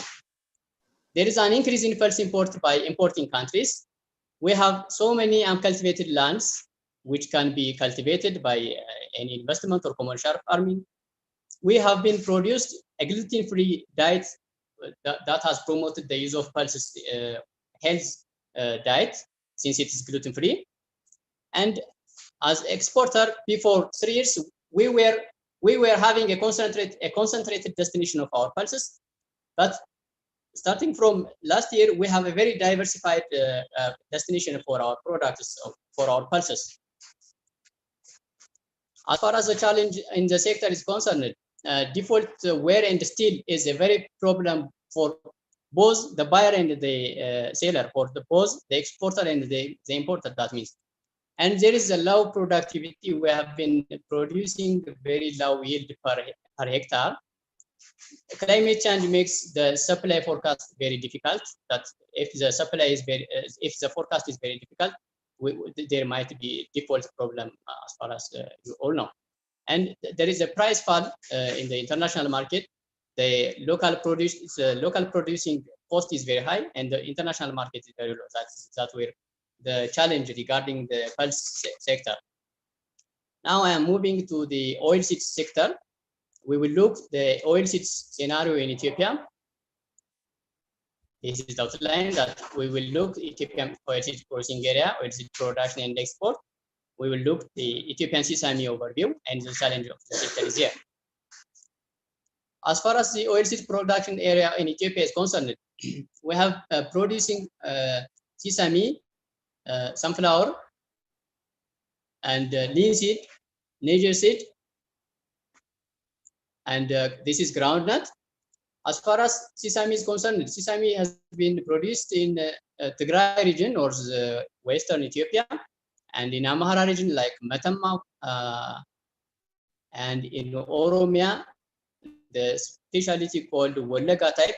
This northwestern Ethiopia production of sesame is called the very good white gold Humara type sesame is being produced here.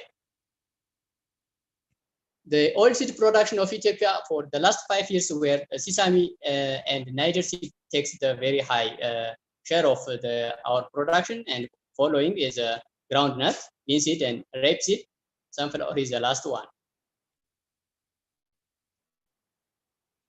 Regarding the export performance of our oilseeds, still sesame accounts the high, and then Niger seed. Our sesame main destination is China and Israel. Turkey, United Arab Emirates are our most destination for our sesame. Here is a overview of sesame in Ethiopia. Ethiopia is the fourth largest sesame producers in the world. Still, the second largest exporter, export earning for the country, next to coffee. Ethiopian sesame product is one season production. We produce it at one time. The harvesting season is end of October to mid of November. There are two types or two varieties of sesame in Ethiopia, that's the Humara type and the Wallagga type. The Humara type is a very white and good uniformity of seeds. It's used for oil crushing and bakery purpose. That of the Wallagga type sesame seed is a white to a golden color, which mainly used to oil extraction.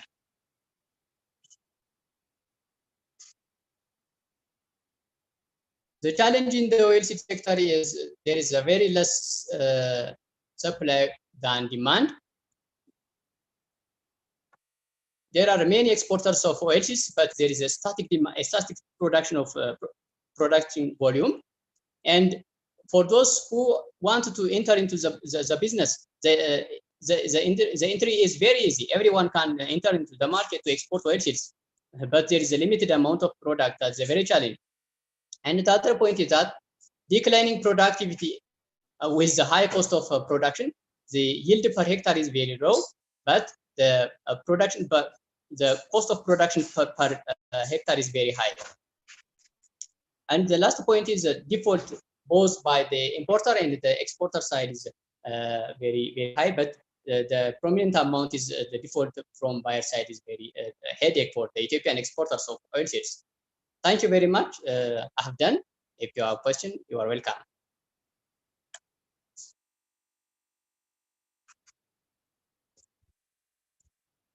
Thank you for the presentation. It gives us a very, very nice figure, yeah, that how can that Ethiopia have so many bean produced over there, yeah. Very, very great. And I think it's a big opportunity to have all products enter Indonesia market, yeah. But before we open question and answer, we please first, because this one is for Mr. Johannes Alemu from the honey, yeah, and beeswax producer and exporter. It's quite interesting. We want to listen because Indonesia also have some products related to honey, and what kind of honey that produced in the Ethiopia, yeah. Please, for Mr. Johannes, you already become a co-host or not? Mr. Johannes, or still there? I just, oh, maybe cut connection, yeah, because I saw several times ago still here. Mr. Johannes? Mr. Johannes is out of connection, looks like, yeah. Okay. Then if Mr. Johannes not here, still not here with us, then we open question and answer related to the bean. Okay, please, for Indonesia, because I take a look at the chat, yeah, there are some questions. First, I take a note that how to get the quote-unquote right producer. It means that we can, because at the presentation, I take a look that the very quite important, it's a default between a seller and a buyer. So how if the company in Indonesia want to import the bean from the Ethiopia, how to have the, let's say, the perfect procedure, yeah, the protocol, so can get the right things, right delivery, right price, etc. Can give the figure?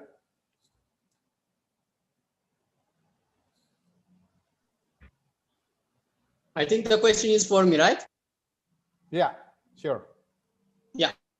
In order to get prominent exporters from the Ethiopian side, there are two options. One, the Indonesian importer can directly contact the Ministry of Trade and Industry.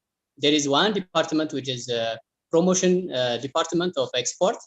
You can directly contact them so that they can provide you those who are legal exporters of Ethiopian commodity. The other option, you can contact our association so that we can provide you list of exporters in each commodity, so that you can claim if there is any default.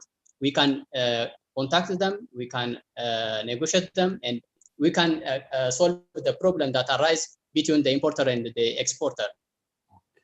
Okay, so very important to find the legal exporter. Yeah, it's very good. Very much a starting point with the find the legal exporter from Ethiopia. Is it right? Definitely, yes. Okay, and maybe Rahel can help with the additional information about that. Ms. Rahel, please unmute yourself. Please unmute yourself. Still mute? Still mute? Okay. Okay, I think it's good now. So, greetings everyone and distinguished guests. My name is Rahel from the Embassy of Ethiopia based in Indonesia. I am in charge of trade and tourism promotion. As Samuel stated, we can get connected to both sides, the importers and exporters. There are a lot of means.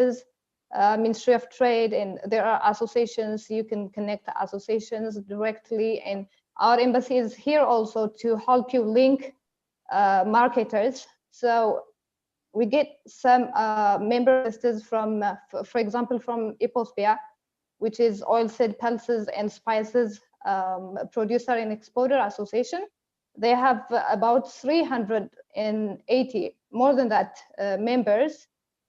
They all are legal, so you can have a confirmation through the embassy. So one thing that we do is connect the two sides based on the interest and based on our two countries' priorities and interests. Okay. Yeah. So can communicate and try to get at least the legal exporter to make it more fluent, yeah, in the buying and also import the products, right? Okay.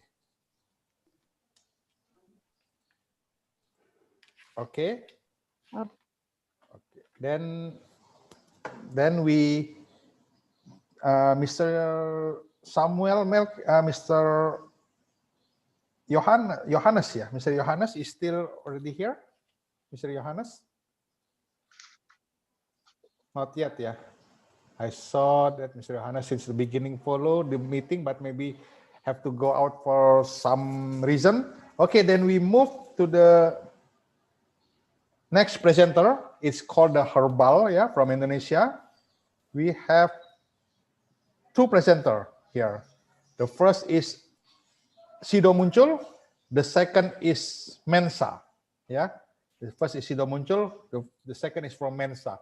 If we are talking before about the pharmaceutical, and this time we are talking about the herbal, yeah, it's close to the pharmaceutical. How close is it? Then we just listen to the short presentation by them. First, for Pak Ricardo, yeah, from the Sido Muncul, please, Pak. Pak Ricardo is still there? Thank you. Okay, Pak, please. Thank you. Okay, good morning, everyone, and also good afternoon, Jakarta, Indonesia. So I'm going to give a brief presentation about the company, about Sido Muncul. And Sido Muncul is an herbal company. We started like about 69 years ago or so. And we are already like established in the market for more than 70 years of heritage. And then the products are consumed by all income and all groups of ages in Indonesia. We have 122 distribution points all over Indonesia. and already like in about 2 million or 2.5 million outlets all over Indonesia. And about financials, financially we are very, very healthy. So this is our CAGR for sales from 17 to 19, about 9%, and for our net profit after tax, about 23%. Our margin is about 35 for operating margin, and our NPAT is about 28%.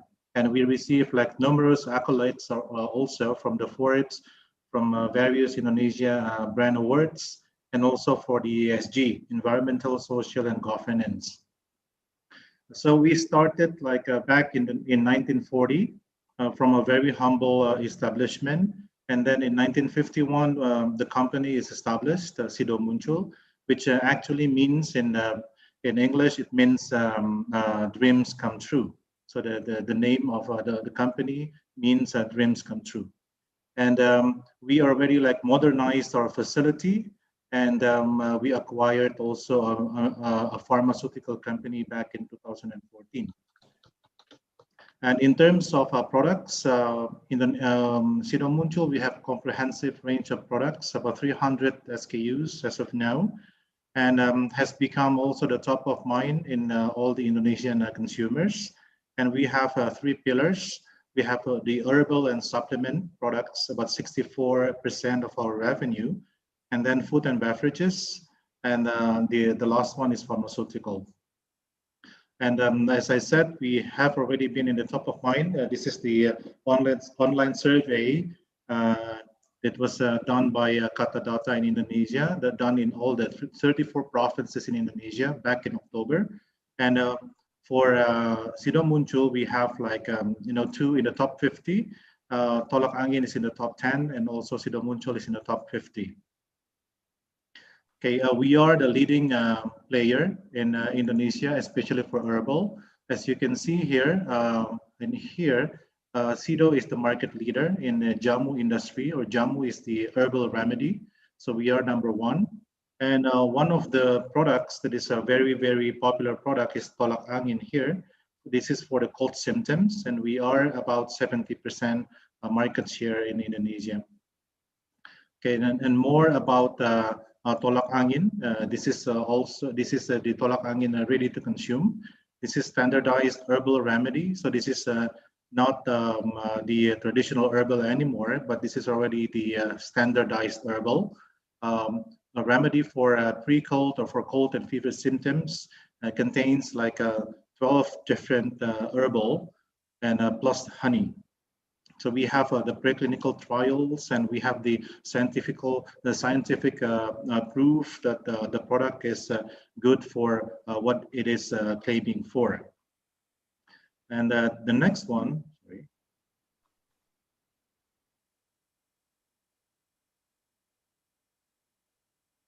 Okay, this is still about Tolak Angin. This is the next one is food and beverages. One of the biggest products that we have in Indonesia also for export is Kuku Bima. This is our energy drink, our sports drink.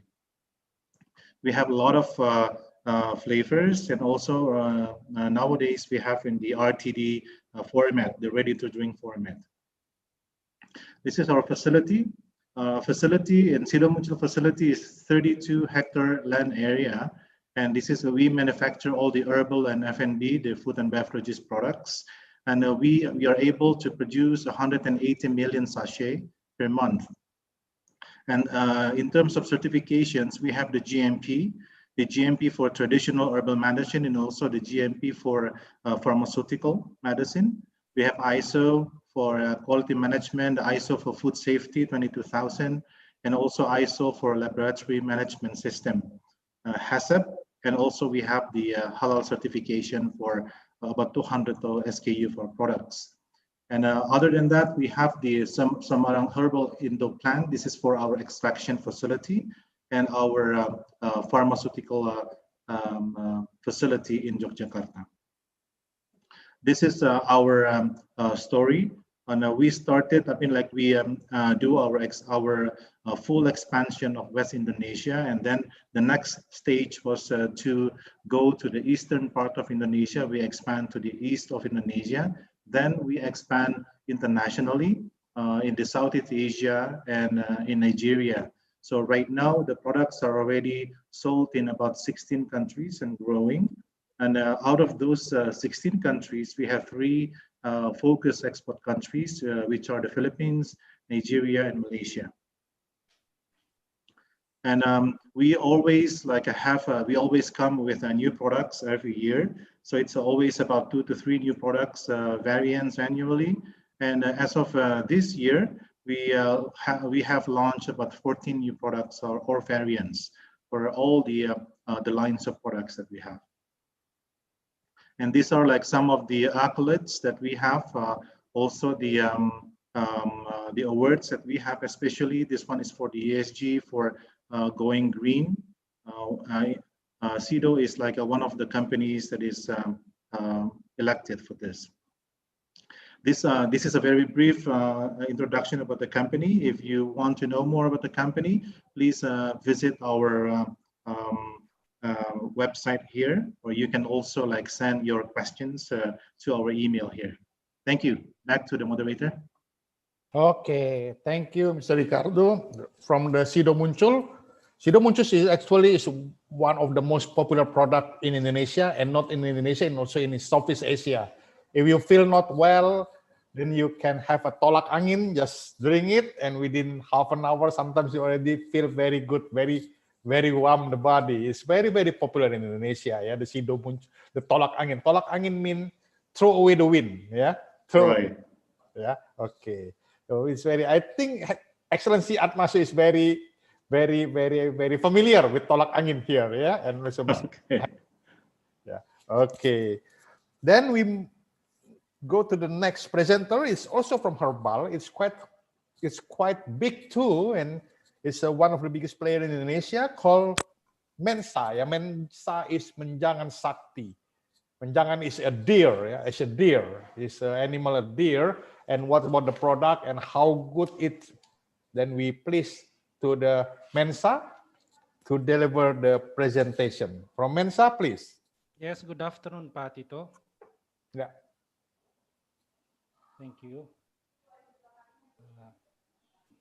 Sir Fauzi Antenas. Okay. Yes, myself, please. I will share the screen first. You can speak a little bit louder, maybe. Yes, hello. Can you hear me, please? Good. Please. Okay. Thank you. Good afternoon, ladies and gentlemen. My name is Fauzi Antenas. I represent Mensa Group International Division. I would like to start by thanking His Excellency, the ambassadors from both governments, and also ITTPC Chairman Pak Tito for inviting Mensa Group today. So Mensa Group started through the establishment of PT Menjangan Sakti in April 1975. The company started its business by trading pharmaceutical raw materials throughout Indonesia. With time, the company expanded and diversified its activity to include the cosmetic, food, and feed industries. PT Menjangan Sakti acquired several other companies in 1981 in related activity, including pharmaceutical manufacturing companies and distribution company, forming what is today known as Mensa Group. So today, Mensa Group comprises of several companies with diversified activities such as importing and trading pharmaceutical raw materials, including food, feed, and cosmetics, pharmaceutical manufacturing, food supplement manufacturing, beverage manufacturing, herbal supplement manufacturing, and energy drink in powder manufacturing. Medical supplies also and dental equipment manufacturing are among our activity. Hospital, medical supplies, and consumer goods distribution. The group today employs approximately 5,000 employees and has established a solid synergy between the companies and amongst others to develop not only nationwide but international distribution network as an asset for further growth. The international division of Mensa Group focuses on international business by exporting its products. Established in February 2005, today we currently export our product to over 20 countries around the world. Products being exported are pharmaceutical medicines product, herbal medicine, food supplements, baby products, food beverage, and effervescent powder energy drink. As you can see here on the map, we are already present in Africa, mainly in West Africa, but also in East Africa, in Uganda. In Africa, we are strongly present in Nigeria and West Africa, Uganda also in East Africa. The region today is observing a very important increase in sale of consumer healthcare product for the past few years and is expected to grow more. I think personally, the majority of consumers now in Africa today in the region are today looking for affordable immunity boosting products such as vitamin as well as energy drinks. And with products becoming more affordable, people are gradually adopting preventive healthcare measures in terms of dietary supplements. So from Mensa Group, we work with our distributor across the globe, which allows the export or our export business to leverage local expertise by working side by side with the distributors. We aim to prosper in each country we are present on the same basis as the local competition. This will be achieved with the clear product offering and defining together with the distributor the right market penetration strategy, choosing the correct segment and targeting the right consumer efficiently. Mr. Fauzi, sorry. Yes, please. Yeah, not too close the microphone, but a little bit close, but not too close because some. Okay. Okay. Am I clear, please now? Okay. So I was saying we work with the distributors to aim penetrating the market correctly and efficiently, and our strategy is always to put together a long-term marketing strategy to sustain the export business. So our food supplements and beverage products are many, which we already export many of them to Africa. We'll focus on the African continent because today we are celebrating the Ethiopian-Indonesian business meeting. In Africa, I would like to start first with our main product that we export already to Africa is energy drink in sachet powder. So the energy drink market today in Africa is booming and people are more aware about the benefit of energy drink and they are looking for affordable products. So with the sachet powder, the energy drink that we export already, we offer an affordable price. We offer also an easy to carry sachet form. So we don't need anymore to buy the classic ready to drink energy drink. So we have Passion energy drink, for example, for Nigerian market. We have Black Deer for Uganda market. Through this energy drink product, we have last year also been awarded by Prima Niarta Award 2019, which award the best Indonesian exporters for our market pioneers category. We had registered the biggest export by volume to the African continent. And this product we think is also suitable for the Ethiopian market with the large population, with the modernized also lifestyle today. We see the opportunity for energy drinks as well as other product that we also export to Africa. We have herbal product and natural products such as natural red ginger. This to prevent cold and flu. We have already exported our ginger to countries such as Togo, Cote d'Ivoire. We also have food supplement products. We offer food supplements such as phosphatidylcholine, and we have also gummy jelly. Those are gummy jelly for children, but also for adults.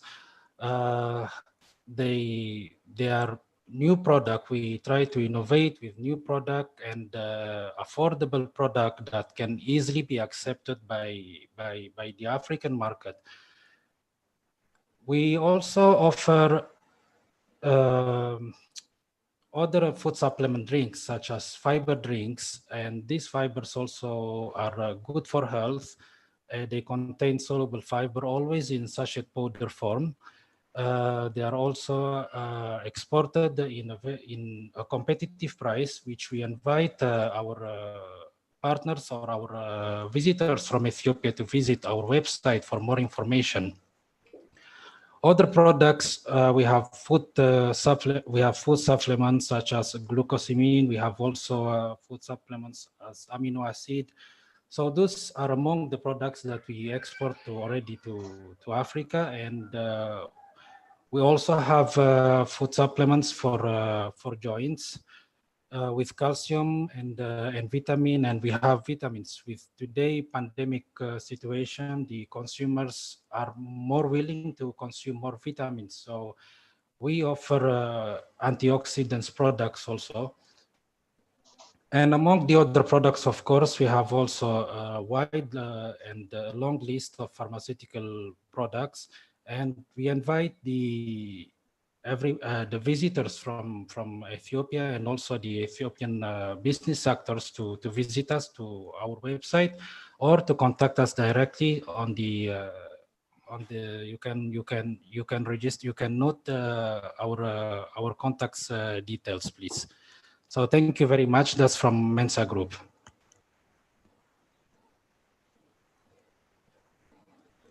Thank you for the presentation. Yeah, from the Mensa and also from Sido Muncul, two of the herbal's biggest company in Indonesia. Yeah, their product. We know that this morning I talked to the embassy, Mr. Rafki, yeah, and he told me that at least the Indonesian embassy there needs to be sent, yeah, some of the product because they need the herbal to be consumed over there. Yeah, so they think that the market will be quite big in Ethiopia, especially for the healthy, yeah, for the healthy products. Yeah, and I think that it will be very, very good approach to enter into Ethiopian market. We still have two presenters, yeah, from the Ethiopian, the leather industry and flower industry, but we open first if there is or if there are any question from the business player, especially from the Ethiopian side, want to know about pharmaceutical, to know about is there any? Mr. Rafki, are you still there? Mr. Rafki from the embassy? Yes, Mr. Tito. Yes, I'm still here. Yeah, Pak Rafki, we have lesson already from the Indonesian producer for the pharmaceutical and for the herbal. Yeah, some of here. What do you recommend for the next action, maybe? For the next action, well, actually, some of the Ethiopian importer of the pharmaceutical products request, actually they follow this while they are still in other activities, but they are requesting me to organize some kind of like bilateral communication, so they can talk in technical, yeah, in technical language, so they can explore the further possibility. And yeah, maybe after this we will continue with the bilateral video conference between Indonesian pharmaceutical producer and Ethiopian pharmaceutical distributor. So the pharmaceutical products from Indonesia can enter the Ethiopian market. I think that's what I am suggesting. And if there any question regarding the experience, I can share some experience from the companies, Indonesian companies who already entered the Ethiopian market. Well, actually, one of the company is the Sanbe Pharma. Now, because there is an pharmacist next to embassy, I already find some of Sanbe product there, starting from the multivitamin and also cough syrup. Yeah, I already find it there. So I invite more Indonesian pharmaceutical producer to to enter the Ethiopian market because the market is very interesting. Thank you, Patito. Okay, so we have to follow up with the technical meeting, yeah, because pharmaceutical is a little bit, the license is different, the permit is different, mungkin maybe something like that, yeah. Okay. Yes, Patito, exactly. Okay, thank you. I think Ambassador Atmasu would like to have. Yeah, yes, I would like to comment on this issue. I think it's a very nice presentation, and we have been working toward that one, especially in the area of pharmaceuticals. Almost we import 80% of our pharmaceuticals from abroad. Now just we are planning for import substitution. So really what I have been advising to Indonesian pharmaceutical company is to think of a win-win situation and to think of partnership. For example, what I have been telling them is just start some products here and finish it in Ethiopia. There is a very state-of-art industrial park for pharmaceuticals in Addis Ababa, in the city, in the capital city. It's not far. So in order even to increase the export, definitely if you start there some kind of manufacturing facility, definitely this trade relationship could be strengthened, and also it will be very easy to register your pharmaceuticals there, your medicines there. Otherwise, really the registration is also, it takes a long period of time. So just start it here, finish it there. There is ample market just around East Africa, and also there is our free trade agreement between African countries, 54 African countries. You can even export from there to other African countries. It's a gateway to the Middle East. There are so many opportunities, market opportunities, but definitely simply trying only to export from here might not help. Always, it is not easy. But if we try a partnership, a joint investment with Ethiopian investors in Ethiopia, you can increase your export. At the same time, definitely you can manufacture there and you can export to African countries and the Middle East. So this is what, other companies from other parts of the world are doing like that. So definitely Indonesian companies also should think this strategy in order to penetrate the market in Ethiopia. Because I said we import 80%, but I don't think that we import much of that 80% from here. But I think we should sit down and strategically plan how we can create a win-win situation. Thank you very much. Okay, thank you, Excellency. So the substitute of the import, yeah, maybe some players here get some clue to do investment over there, yeah. Okay. Yeah, can I say something, please, MC? Yeah. Please. Yeah, thank you so much, Mr. Tito. Just to second what His Excellency, His Excellency Ambassador Admasu said, as I also explained earlier, pharmaceuticals is one of the 6 priority area of investment in Ethiopia. So Indonesian investors engaged in pharmaceuticals can come and invest in Ethiopia. We have industrial parks designed for this purpose, and they can come and enter the industrial park and start manufacturing their pharmaceuticals. There is also a plan that the investor can itself construct an industrial park in priority areas of investment. So this is also another option. You can see this option and invest in Ethiopia. Investing in Ethiopia is an entry point to the rest of Africa. So we can also see this option, and you can come and invest in Ethiopia. Just thank you so much. Thank you. Thank you. The information that encourage, that encourage. I would like to add some information, if I may. Please.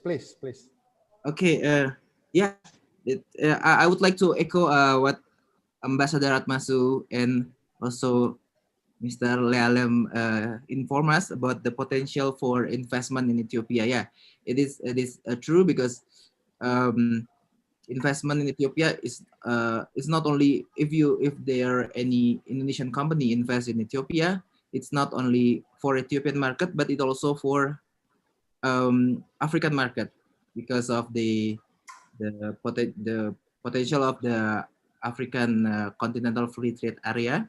And regarding the pharmaceutical, well, actually, there are it's already some of the Indonesian company approach the possibility to invest in Ethiopia.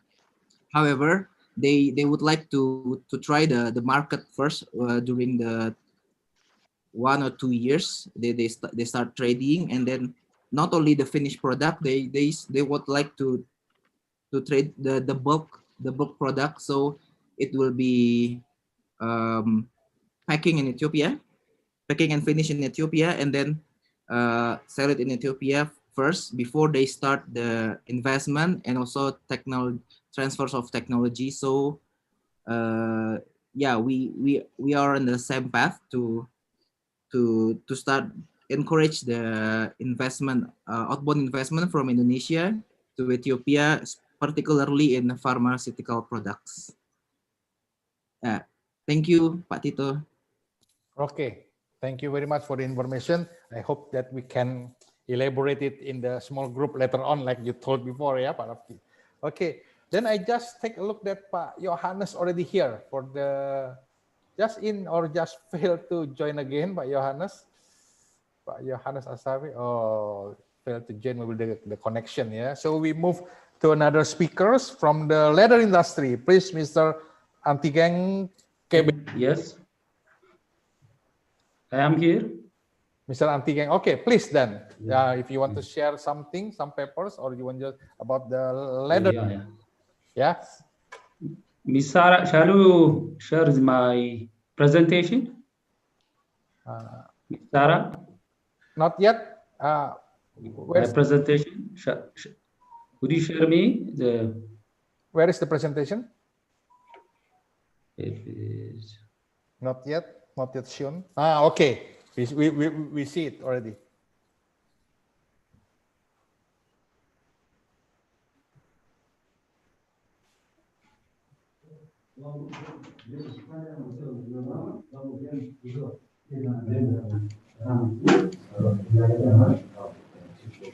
Yeah.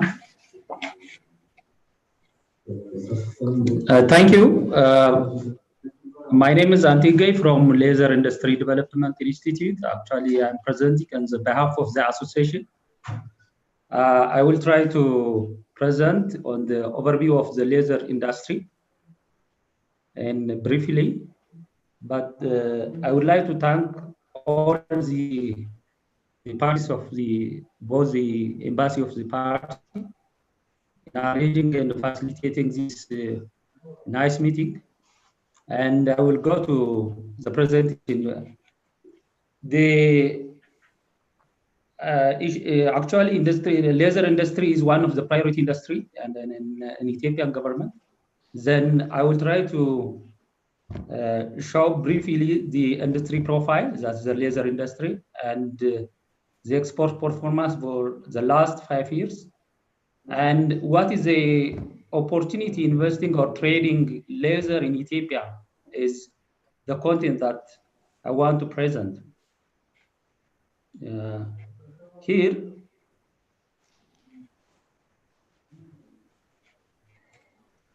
there are actually the laser industry categorized into 4 groups. One is the tunnel production, that is tanning. The other is footwear. And the third one is the glove. And the fourth one is the goods and garments manufacturing. Then when you see the tanners, in Ethiopia, we have 77 27 tanners in Ethiopia that engaged in exporting the finished laser. All of our private owned, both they are local and FDI. They contribute a major share in export. This is finished laser is one of the major value in exporting among the laser and laser products. In tanners, there are about 6 workers that engage in 6,000 workers in the industry. The soaking capacity of the tanners is 24 million of skin and 3.5 million of hides. That's the capacity of the tanners. And the supply, a finished laser to the laser product was export and local production of goods and garments. The other one is the footwear manufacturers. That's we have 25 footwear factories that export footwear products to the abroad. All are private companies. They are growing from time to time, from the last year, the previous year to now. And there are a capacity of 25 million pairs of shoe per year. And the annual export is almost 4 million in exporting. 90% of the export is done by FDI, the foreign direct investment. And it occupies 10,000 workers are involved in this subsector. The other one is the laser and laser garment, laser goods and garment. There are 13 goods and garment manufacturers in Ethiopia, and they are exporting their product into abroad, and they are growing from time to time. Actually, in the initial period, there is a small and micro enterprise, but now it's increasing their capacity to export their product into abroad. And the contribution of this sub-manufacturing is almost 5 million USD per year is exported from this subsector. And the other one is laser glove. This is in Ethiopia actually very small. There are 5 glove factories. One is local and the other is FDI. It shows a growing trend and in exports. And 3,000 workers are engaged in this subsector. Almost 9 million USD exported in this subsector annually. And it is a promising segment of the industry. Here is the export performance of the last 5 years. The total export 2015-16, and in Ethiopia is from laser and laser product is 160.35 million. In 2016, 115.5. And here is increasing, but at the end of this COVID pandemic 19, that is the export performance in 2019 is $75 million. From among this, the export of finished laser to Indonesia, that's the export from Indonesia, is among 115. For example, in 2016, 115 point among this export, 1.5 million is exported to Indonesia. And in 2017, among 133 points, the total export, 1.9 is the Indonesian, it's exported to Indonesia. So the main destination, our finished laser especially, is the Indonesia. You see, the finished laser, most of the times they are finished laser. That's the finished laser is used for shoe upper and dressing glove. Here is a trend that shows. So the other one is that why we trained in Ethiopian laser sector, or what is the opportunity investing in Ethiopia? One is the raw material basis. Ethiopia is one of the first in Africa and is the sixth in the world in livestock population. That there is a huge number of livestock in Ethiopia, as the first in Africa and the sixth of Hello, the madam. world. Yes, do you hear me? Madam Diana. Do you hear me? Hello? We can hear you. Yes, we can. Okay. So among this, among the total population of the livestock, 32 is the heads of sheep, and 31 millions of goats, and 60 millions of cattle is present in Ethiopia. So it is a huge number in livestock in Ethiopia. So this base is used for the production of the laser and laser products. So Ethiopia is, we have high-end skin, which is known in natural quality, especially the clarity, flexibility, strength, and thickness and compactness. The laser, the high-end skin is a unique feature among the world. They are a branded skin, Ethiopian Highland skin, which is registered in Japan, and we are trying to expand this brand to Europe and America. As this Ethiopian Highland skin used for a glove especially and for shoe upper. And the other opportunities, Ethiopia exports processed and semi-processed, except the raw skin. All the products are exported except raw and skin duty-free, okay? So which is one of the opportunities that invest in Ethiopia.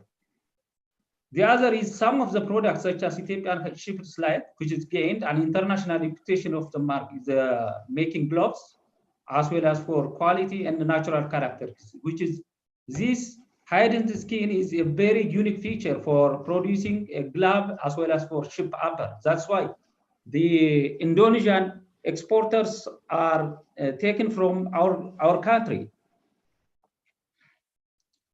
And the other one is Ethiopia hide skin and included pickle. We export sheep skin with blue skin, crust sheep with blue goat skin, crust goat, and cow goat hides, finished garment, and other products, except all the products exported from abroad, export to international market, except the raw hides and skin.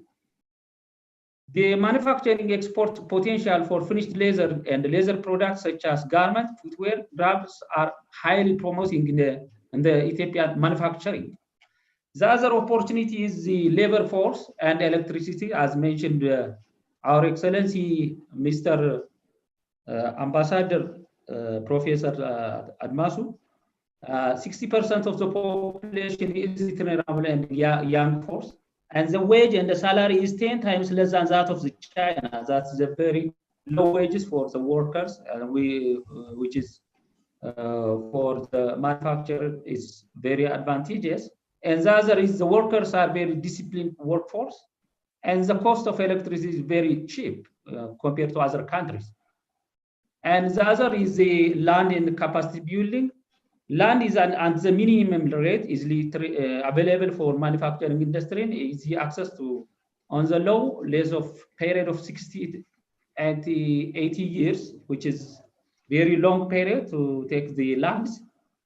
And there is an availability of small and medium enterprises shared, and other special industrial zones. Almost 10 industrial zones are in the country here working now.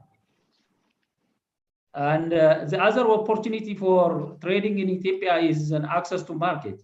COMESA, that's 90 member countries, thus cover 40 million people, which is the demand for these products. We are a member of the COMESA. And the other is the AGWA, that's African Growth Opportunity. We export our products free of quota and free of access to ESC market. Okay, we are we are free to export our products. And the other is EPA to European market, which is duty and quota-free privileges. And other is a bilateral and multilateral trade agreement, an opportunity for this product, okay? And other is investment in opportunity of export incentive is here for government of Ethiopia provides these incentives, which is generous for other countries when compare other countries. It's duty-free of import of capital goods, tax holiday from 2 to 15 years, exemption from export tax, loan facilities, duty-free of import. Any imports that imported from abroad is free of duty when the product is exported from these imports. And the other is the sector is focused. And there is a supporting institutions that support this sector. That's the laser industry development sector is one of the sectors that supports the laser sector in Ethiopia under the umbrella of trade and industry ministers. And here is the institution that it is equipped with art machineries, professionals that staffs with master level and PhD level that's well equipped, and human resource as well as in machineries. The institute supports the core activities in consulting the industry, research development, education, training, and testing laboratories here. Here is a model from the institute. There is a model tannery, there is a model footwear, and there is also a design and product development here. And we have also the nationally and internationally accredited testing laboratories that tested if any product that is exported from our country, it is tested by our laboratories, that's from the institute.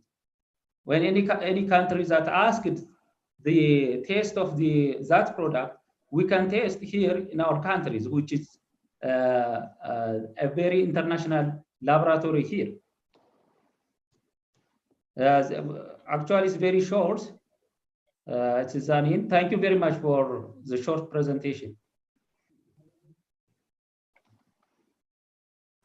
Good, very good presentation. Very give the value information. Yeah, especially I just got known that the leather industry in Ethiopia is very huge. Yeah, combine the cattle, the goats, and the sheep is already about 130 million, maybe. Yeah, the population. Yeah, wow, quite huge. Of course, the product regarding leather must be very huge. Before we open for the question and answer, we please first for the Mr.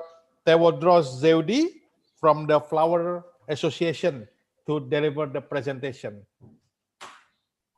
Is there here already, Mr. Tewodros? I'm afraid that connection also problem, but because I saw Mr. Tewodros before, but now I cannot find him. Okay, then we open question and answer regarding this leather. Yeah, leather is a very fashionable and very functional. But for Mr. Antigen, can you just a little bit your camera, because we only see sailing. Yeah, your camera, your mobile, or your little bit lower. Nah, okay, then it's better then. Okay. Jacket, right? Okay, please, any question then for the leather product from the Indonesian side? If you want to know something, please chat and I will open the speakers then. Please chat. Or I just, okay, if you want to say something, then you can unmute yourself and deliver some question then about the leather. In my opinion, I just want to ask one question maybe about this leather, yeah? How big volume until now the business trade between Indonesia and Ethiopia regarding the leather product? Do you have the data? Yeah. Okay, I think it is the question is to me. Yeah, please. I try to show the export value of the the product that exported to Indonesia in 4 years. We can see the presentation in each year. The value of the export to Indonesia is very high, increasing from time to time, except it's the last year COVID pandemic. And I think the export is increased in the future because I think the exporter of the Indonesia likes our finished laser because it is a unique feature, I said in the previous time. Since the Ethiopian Highland ship skin is a unique feature that used for shoe upper, unlike other countries' finished laser is the antigen for goat is used for suede, that's for garment as well as for shoe upper. And this, it is unique feature for dressing glove. No, especially Italian company is always buying from our product because it is a unique feature in the world. That's why the Japan government give a brand that Ethiopian Shipping Highland is a brand. And we are trying to expand this brand to Europe and America. And actually we are trying to register in Europe and the next in America. And that's why. And Ethiopian, Indonesian exporter is increasing their export from time to time. We can show the export value in my presentation.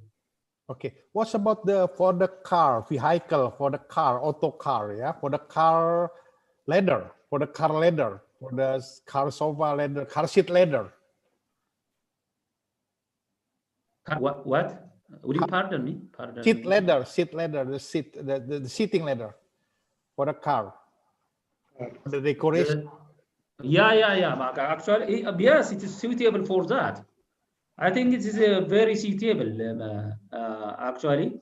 But most of the time, the exporter or the importer of other countries are like it for dressing glove because it is this Ethiopian Shipping Highland brand is, we can make it very thin as much as possible, 0.3 millimeter. We can make it very thin, and it is but it is still strong, even though it is very thin.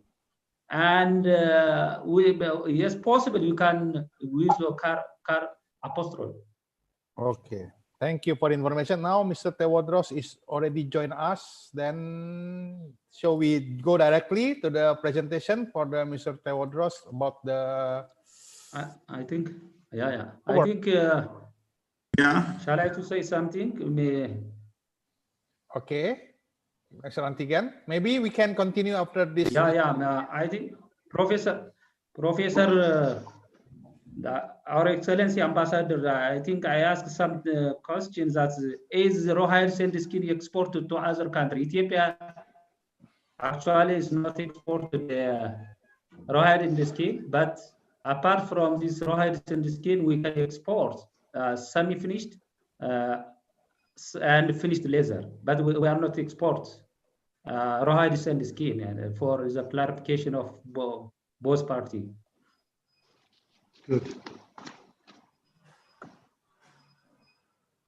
Okay.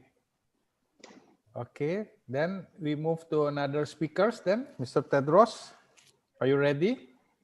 Yeah. Can you hear me? Can you hear me? Yes, can. Okay, please. Yeah. My sincere greetings from Addis to Excellencies and participants of this business and trade meeting. So I will give you a short presentation regarding the Ethiopian horticulture industry, specifically the floriculture industry. So the Ethiopian horticulture industry or floriculture industry is quite a young industry, but it has shown quite remarkable progress in the last 15 years.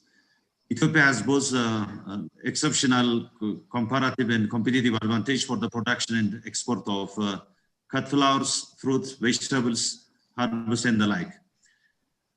If we look at some of the factors, His Excellency the Ambassador was mentioning earlier, we do have quite diverse agroecological zones in the country, which are suitable for the production of agricultural products.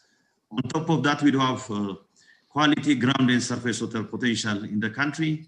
Our geographic proximity to the Middle East and Europe is also another competitive edge.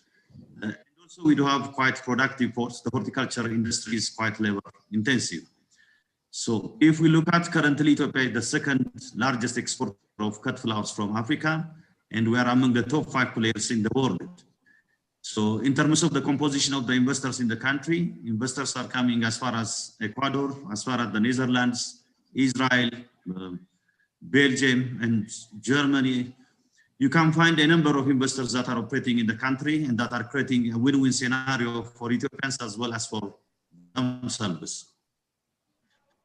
So on top of this, the cost of doing business in Ethiopia is quite competitive in comparison with other competitor countries. The labor cost is reasonable.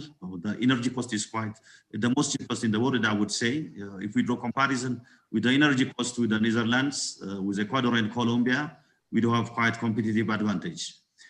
In terms of logistics, Ethiopian Airlines has built its capacity through the years. Now we do have quite efficient and smart perishable logistics system in the country, which is quite crucial for the transportation of cut flowers. So we produce a wide variety of flowers in the country, including roses, carnations, gypsophila, statice, limonium, veronica, hypericum, and the like. So, and regarding the market destinations, Europe is the major market destination. On top of that, Ethiopian flowers are shipped to as far as Far East, including Japan and Korea. And we are also penetrating the Northern Hemisphere. We are shipping to a number of destinations in the United States. And also in the Middle East also, we are shipping a lot of product to the Middle East as well. There are both opportunities. There are fertile grounds to invest in the sector. At the same time also, there are fertile grounds to source products from Ethiopia as well. So we can supply quality products from Ethiopia. At the same time also, we do have all the capabilities, the generous investment incentive schemes in the country. You can produce throughout the year. We do have sunshine throughout the year from the nature. It's also our competitive advantage, I would say. So we are ready to supply as well as we are ready to receive investors who are interested to engage in the sector. On top of it, the sector is growing a lot. There is breakthrough in the production of the horticultural crops, input suppliers, including fertilizers, chemicals, agricultural accessories, and the like. There are quite ample opportunities in Ethiopia to engage. So we would like to invite you to benefit from the opportunities and to bolster the working relationship with Ethiopian-based companies. You will benefit and we will benefit. So I would like to urge stakeholders to scan the opportunities in Ethiopia. With this, I wrap up my small presentation. Yeah. But I don't see the presentation before. Yeah, it's not shared. Yeah. I think I'm disabled, yeah, from sharing the screen, yeah. Wait. Okay then. Oh, okay then. Okay. So I think that you are saying that no presentation. Okay then. Can you share it right now for a short one? No, I'm still disabled. I think by the host. Yeah. Oh, already can.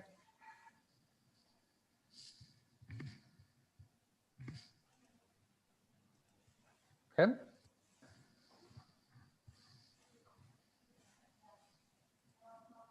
Can you share the presentation? I'm trying to share, yeah.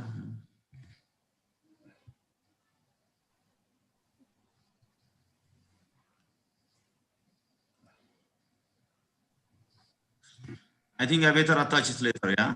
Okay. Then if we will still have a moment. Then now we are trying to share with the Ethiopian business player here. Now it's time for Mr. Makerjoni. He's ready. I saw him. I see him. He's already. He will share to you with a short presentation how to enter the Indonesian market. Yeah, Indonesian, especially for the modern market.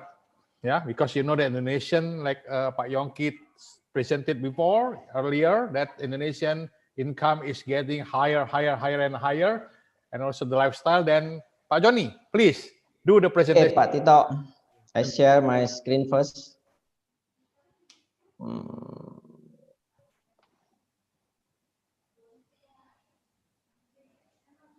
Okay, we can see it already. Okay, already can see. Yeah. Okay, wait.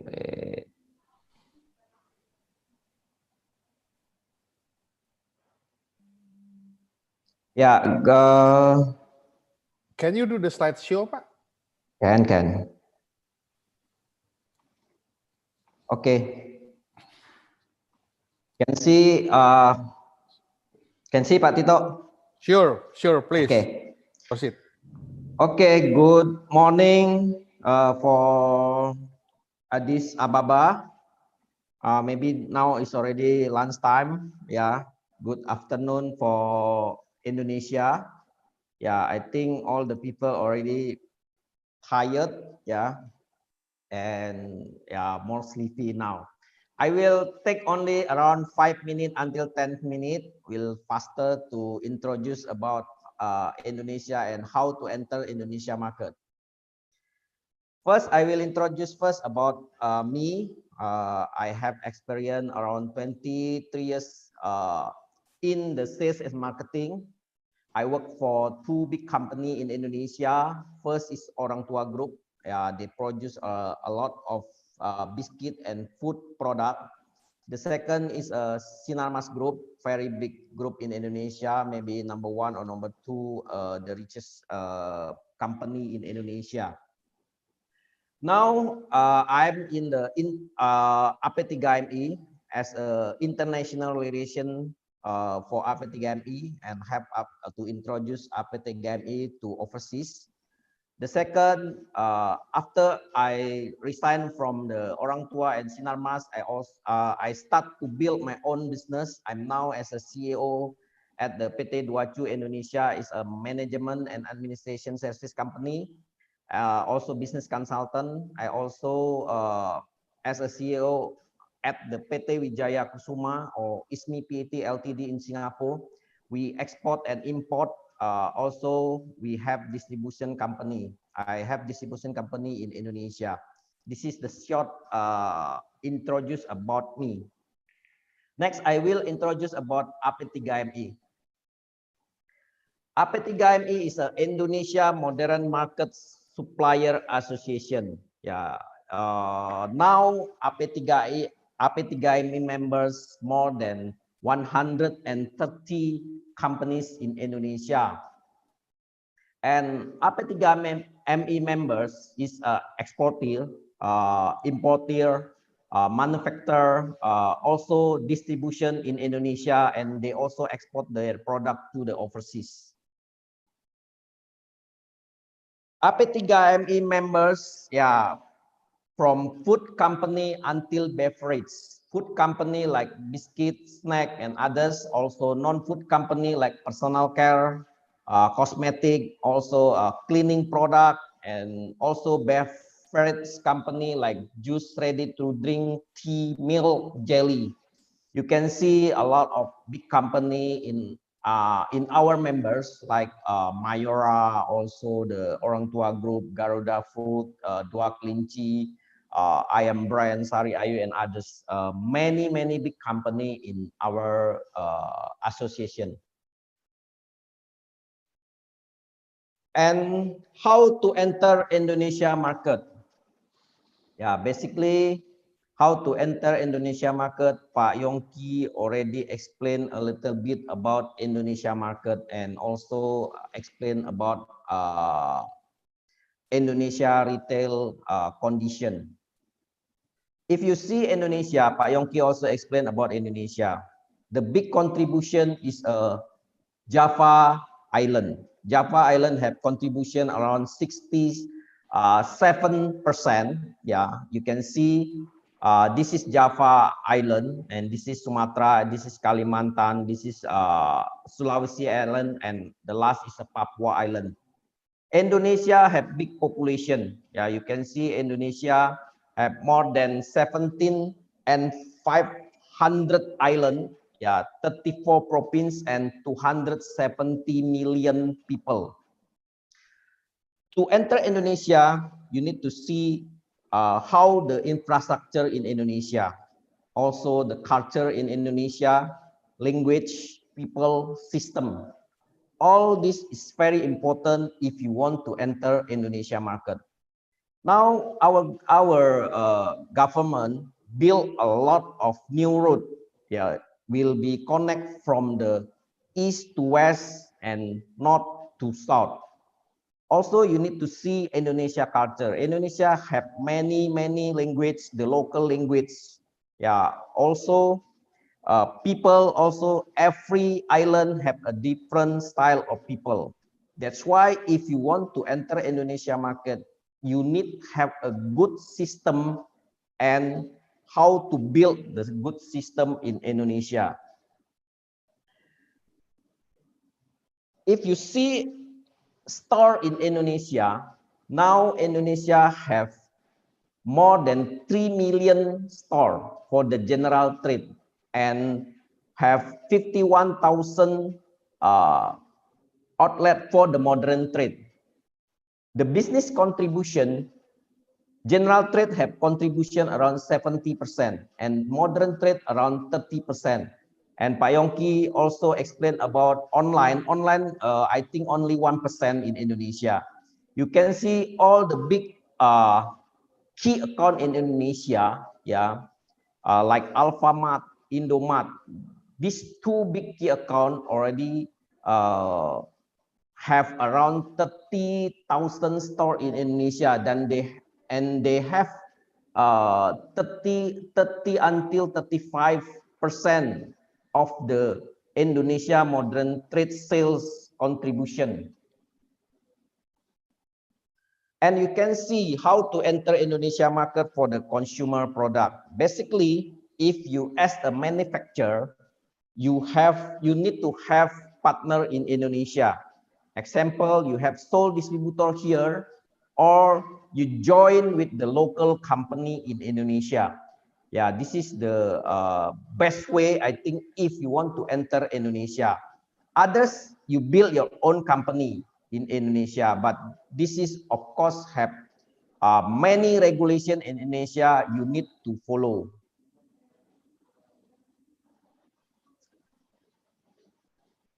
If you see retail market in Indonesia, yeah, I talk about sole distributor or importer. Yeah, after the importer import your product, or after the registration your product in Indonesia, they need to have distributor at every city in Indonesia. Example, one city have one distributor. And from this distributor, they will go through to the general trade, they will go through to the modern trade, local modern trade, and also key account, and also the others channel like Horeca or also industry channel. But some big account, sometimes from the sole distributor, they deal direct to the key account. This is for cut the cost or to make it easy to deal with the big key account. And other thing, if you enter to Indonesia market, you also need to see your trademark registration. You need to registration your trademark in Indonesia. And also you need to follow Indonesia regulation. How to enter Indonesia, how to get your distribution or license in Indonesia. This is important if you want to enter Indonesia market. I think this is the short presentation from me. Maybe we go to the question and answer. Yeah, you can see what you want to ask, and I try to explain about Indonesia market and how to enter Indonesia market. Pak Tito, thank you, Pak Tito. I will stop this start already. Okay. Thank you for the presentation. What a nice presentation. And now we come to the end of this meeting session. We open for the general Q&A then, general question and answer. Yeah, we can ask anything about what we have discussed. We open this one both for Indonesian and for the Ethiopia participant. Please then, anybody want to ask, can unmute yourself and speaks then. For me, that I'm quite interesting in the leather product, yeah, because it's quite good. And I get some figures of my friends. They are doing the, we call it for vehicle, for auto car, yeah, for auto car seater. They used to cover it with the leather. And I think it's very good opportunity to find a good, better quality with a better price with the Ethiopian maybe. Okay. Anybody want to have a question in this general Q&A session, please then. For flowers, is there any here in Indonesia for flower sectors? Is there any from flower sectors, please, in Indonesia? From Indonesia? Hello? Is there in Indonesia for flower sector?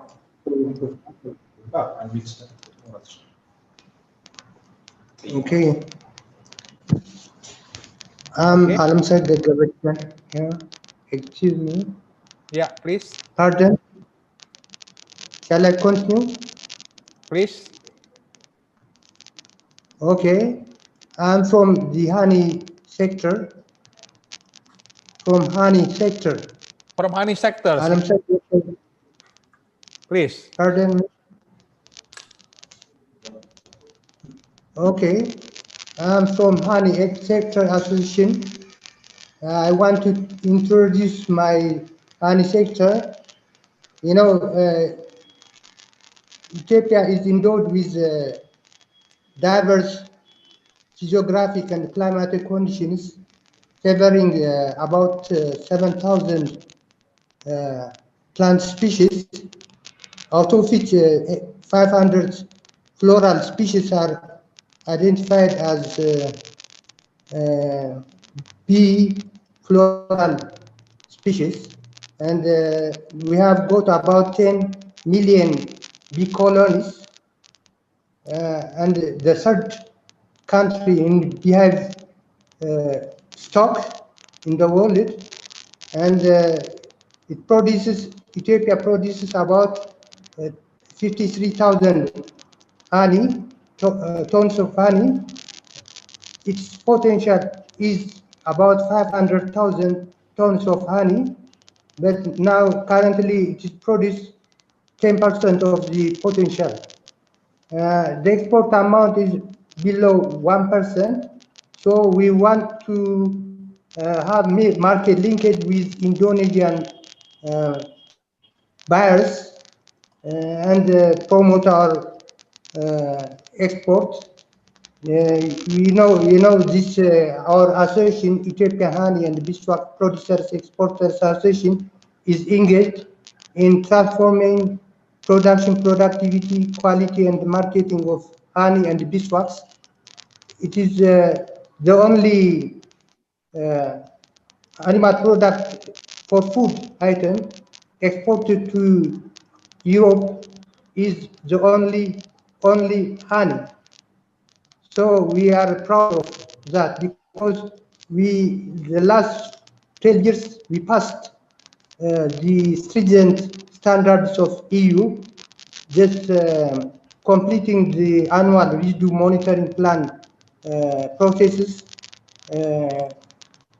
and getting Ethiopia to be enlisted in the third country listing for export of honey.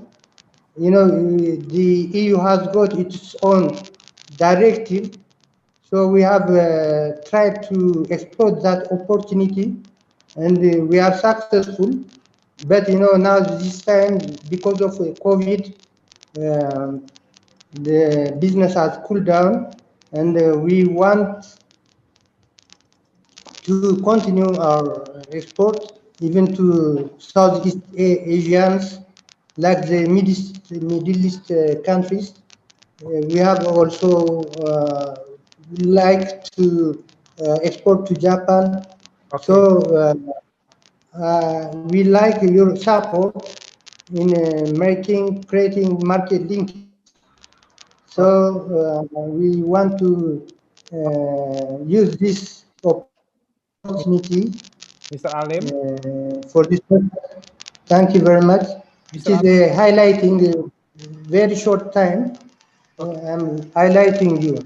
Mr. Alim, I just want to know on behalf of the maybe Indonesian consumer, because you know that Indonesia also produce some honey. Okay, honey is a honey. What is the difference? What is the specific of the Ethiopian honey compared to the honey in the rest of the world, maybe? You know, we have got a diversified honey varieties. You know, we have got this Vacuum Grand Floral by its scientific name, very extra white honey, and very fine. Pardon me? What do you mean? Vacuum Grand Floral. What do you mean by extra high? What is extra high? Extra white color honey, and very reputable and demanded by the Middle East countries, and it is very finely crystalline and spreadable on breads, on pieces of breads, and even we have got Chifleria abyssinica, white in color. It has got a demand also, and others, Eucalyptus tree honey, even that one has got light color, and you know, it is demanded by the Middle East countries and has got market demand. So we export also the rainforest honey in the southern and southwestern part of Ethiopia, like bulky, it is demanded by Europeans because of its organic nature, you know. It is a forest honey and specialty honey, monofloral honey. So it has got a demand, and others also, proton species and syzygium species are also lighter in color, so they are demanded. We have got, you know, especially bee races like our species are Apis mellifera. So we have got subspecies like Monticola,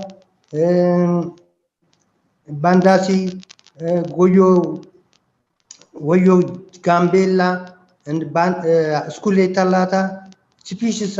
We have got diverse bee colony races, you know. So this country is endowed with apiculture natural resources and very organic.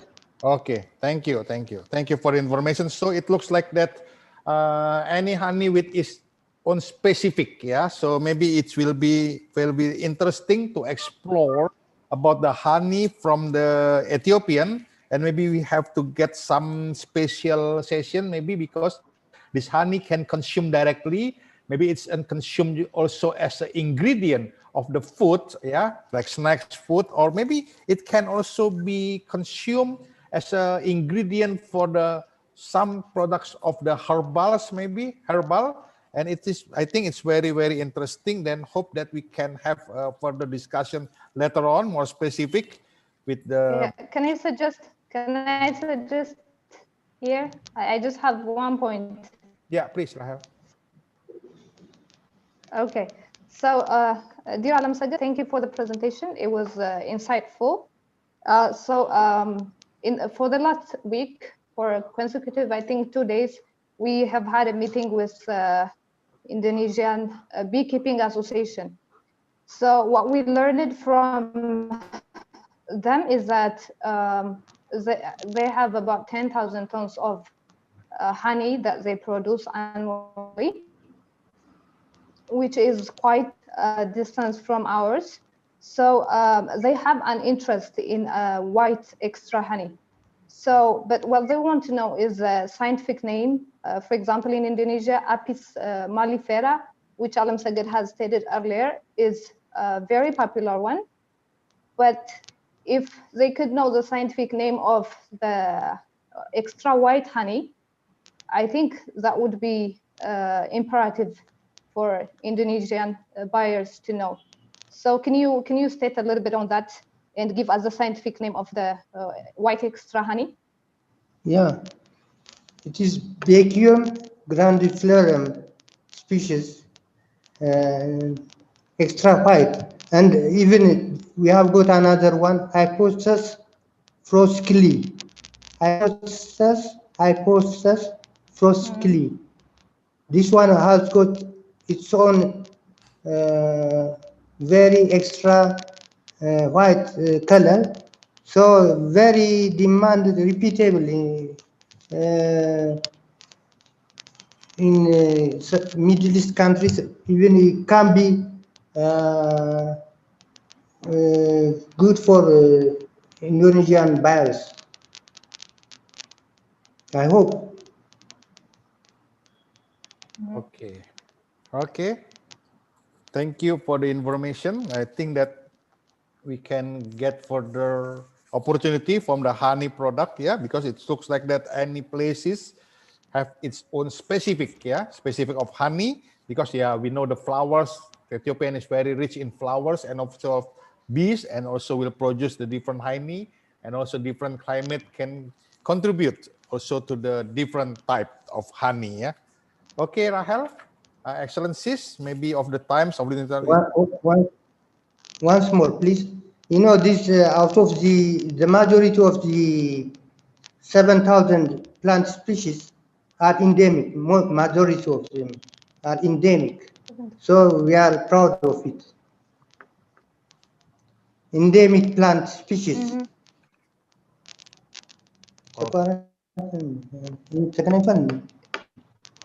Okay, thank you for the additional information. Because it's already 16:05, looks like we have to start to end this today's meeting. We hope that we can gather again with the more specific, because we have several categories, several products, line of products. We already start by today, and we'll start to go deeper for the next meeting to find further opportunities, yeah. And then we come to the closing session. We want to let for the Indonesian ambassador to Ethiopia, His Excellency Al Busra Basnur, to give the closing remark. Please, Pak. Okay. Thank you very much, Pak Tito. Can you hear me? Yeah, sure. Yeah. Okay, that's good. Well, the first and very important impression that I got from this our very important meeting is that I feel myself, and I believe also other friends, business community, the speakers, of course. I have been attending the exposition, Indonesia, Ethiopia expositions, such kind of the virtual trade expo of Indonesia we held a couple of weeks ago. But now this forum, I saw it like the small trade expo Indonesia we organized. And thank you very much again, Pak Tito. I really appreciate your initiative together with our other supporters, our partners. And this is a very, very good and excellent event you organize, and we are in, all of us in this, you know, the webinar. And I follow carefully all the speakers from the beginning, and I saw that we had great speakers. They can explain to all of us clearly about the potentials we have, both countries, Indonesia and Ethiopia. In many occasions, in many forums, I deliver my speech and I explain to our friends in Ethiopia and also in Indonesia. The most important, you know, word that I have to underline is that actually in the past, before this forum organized, Indonesian Ethiopians are lack of knowledge, information, especially about the potentials in economic cooperation. So through this webinar, I believe that this webinar really explained to us about the all potentials. And I saw this forum, Pak Tito and all friends, that this webinar, starting from today, we open the new big windows and doors to know each other. And also, starting from today, through this webinar, this meeting, we built many new bridges, strong bridges, to connect Indonesian and Ethiopian, especially the business community, to connect stronger and to establish the better relations. And finally, Pak Tito and my dear friends, we are here at the Embassy of the Republic of Indonesia here in Addis Ababa. We open our windows to welcome you all to come to the embassy, to discuss, to ask something, and also we share our experiences about Indonesia and Ethiopia, and Indonesia ready to support all of you, my friends, business community in Ethiopia and also Indonesia. Thank you very much, Pak Tito. Thank you very much, my dear friend, Ambassador Atmasu, and other friends, wherever you are now. Thank you. Thank you. Thank you. Okay, thank you, Excellency Al. And also now we move to next. We want to have a closing remarks after hearing from the Excellency Al Busra. Then we now listen to the closing remarks by Ethiopian Ambassador to Indonesia, Professor Atmasu Segaye. Please. Thank you very much, Mr. Tito. I think it's my pleasure just to acknowledge all of you. It has been a very wonderful online meeting. Definitely, we are very much successful in connecting companies and traders. I hope that they will continue and at the end, both our societies will benefit out of that. Well, there are huge potentials between Ethiopia and Indonesia. There are really difference in potential. If we combine these differences, at the end of the day, our society will benefit. Nowadays, we are connected thanks to the Ethiopian airline. The Ethiopian airline is flying 3 times in a week to Indonesia. The airline is not connecting only Indonesia and Ethiopia, but it's connecting the whole Africa to Indonesia and to the Southeast Asia. Now, I have been following the performance of the cargo nowadays. For example, we are highly involved in cargo. The amount of cargo is increasing from time to time.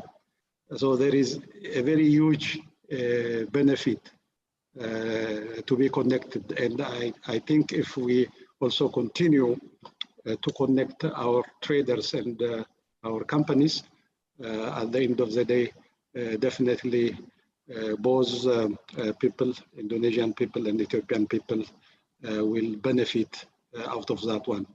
I know that the geographical distance is very far. People think that it's very far, but it's not very far. The flight is only 11 hours from Addis Ababa to Jakarta. Because of fear of the distance, some Indonesians are trying to focus only in Southeast Asia, and Ethiopian companies are also trying to focus in the Middle East and other places. But definitely it's our assignment to break this one. We should bring the two traders and investors together so that really we can benefit so many things out of that one.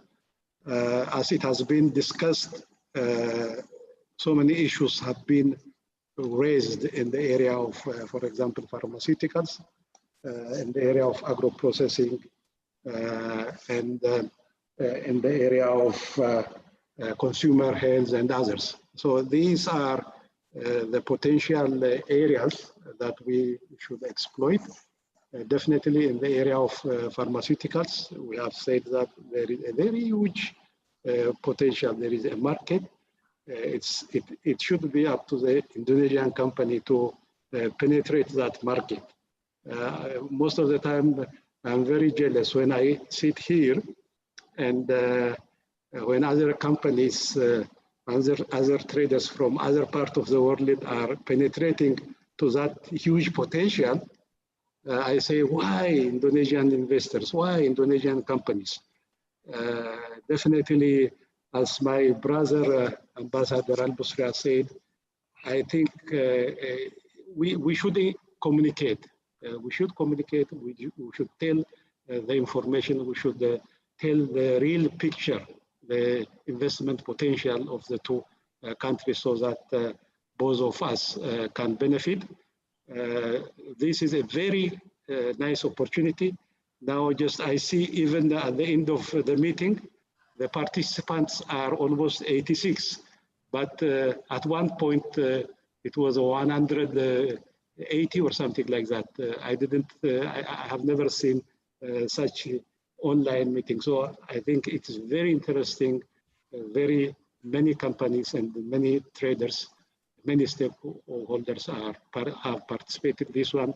For that, I would like to thank Tito, the ITTIC chairperson, and also I would like to thank my fellows here in the embassy who have tried their best, Rahel and Alamayo.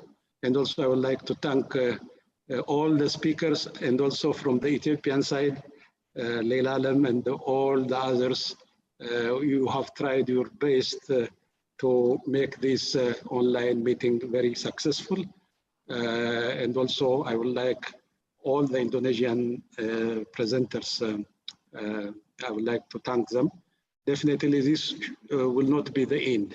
So this is a beginning, and definitely from this experience we learn, and in the future we will make it the best online meeting. And also we will follow up. The most important thing is following up. So we have taken all the notes, and we will follow up, and after a certain period of time, again, we will evaluate the impact of this online meeting. Really, I'm very much satisfied. My brother, Ambassador Al-Busra, definitely we have a homework, a very difficult homework. We should Yes. Okay, thank you very much, all of you. Thank you. Thank you. Okay, thank you very much, Excellency, for the closing remarks. Then, yes, the message is we have to do the follow-up. Yeah, we have to do follow-up, continuation follow-up, because we see the opportunity is there, but the opportunity is still opportunity if we don't work hard to make it happen. Okay, and life won't easy, but everything is possible. Okay, thank you very much. Then that is also my closing remark, and we will have a closing statement, or we have closing from Bu Sarah, and after that we will take a picture together. Okay, so this is the closing from Bu Sarah. Please, Bu Sarah. Okay, thank you very much, Pak Tito Loho, who led the meeting session between Indonesia and Ethiopia business players. And to all participants of these meetings, we have run through all today's agendas, and of course we get many positive results. So today, all of us very happy and very lucky to know each other, right? Although spent thousands of kilometers between Jakarta and Addis Ababa, but we can communicate to explore business opportunities between two countries. So we hope that this is the beginning for the future meeting, for further meeting, to proceed our prospect and keep developing business network. So later on, we can yield the real benefit result. We want to thank for all parties who make this wonderful meeting happen. Yeah, special thanks to His Excellency Mr. Al Bushra Basnur, Mr. Rafki, and all team there in Indonesia Embassy in Addis Ababa. And special thanks to His Excellency Professor Mr. Atmasu Segaye, Mrs. Rahel, and all team there in Ethiopia Embassy in Jakarta. And special thanks to Director of Export Development, Indonesia Ministry of Foreign Affairs, Mr. Marolop Nainggolan, ICT, Mr. Yongki Susilo, and Mr. Michael Johnny, and all presenter from Ethiopian and Indonesian Business Association and Business Partners. And of course, all distinguished participants. Thank you all and see all of you again in the next meeting. Let's take a picture, Pak Titoloho. Okay, let us take a picture. Smile. I will count 1, 2, 3. Okay, another 1, 2, 3. Okay, I move to next page ya. Okay, here also Bu Septia, Pak Alamsa, Pak Roy, Pak Denny, Jessica, Didi. Open the video ya. Karis ya, open the Samuel. Okay, 1, 2, 3. Okay, then I move to the third ya. Okay, Miss Nurul. All participants, please open your video. Luka, okay, the last page will be 1, 2, 3. Okay, thank you for all of you. We will see again and we will see some progress, yeah. To do the sectors that we start already explore by today. Keep healthy. Send regards to all family in Jakarta and also in Addis Ababa. Thank you all. Okay, thank you very much for all participants. Thank you. Thank you everybody. Thank you. Terima kasih Pak Tito again. Terima kasih. Terima kasih, Mr. Bye bye. Bye. I'm off. Bye bye. Bye. Thank you very much. Thank you. Thank you. Terima kasih Pak Tito.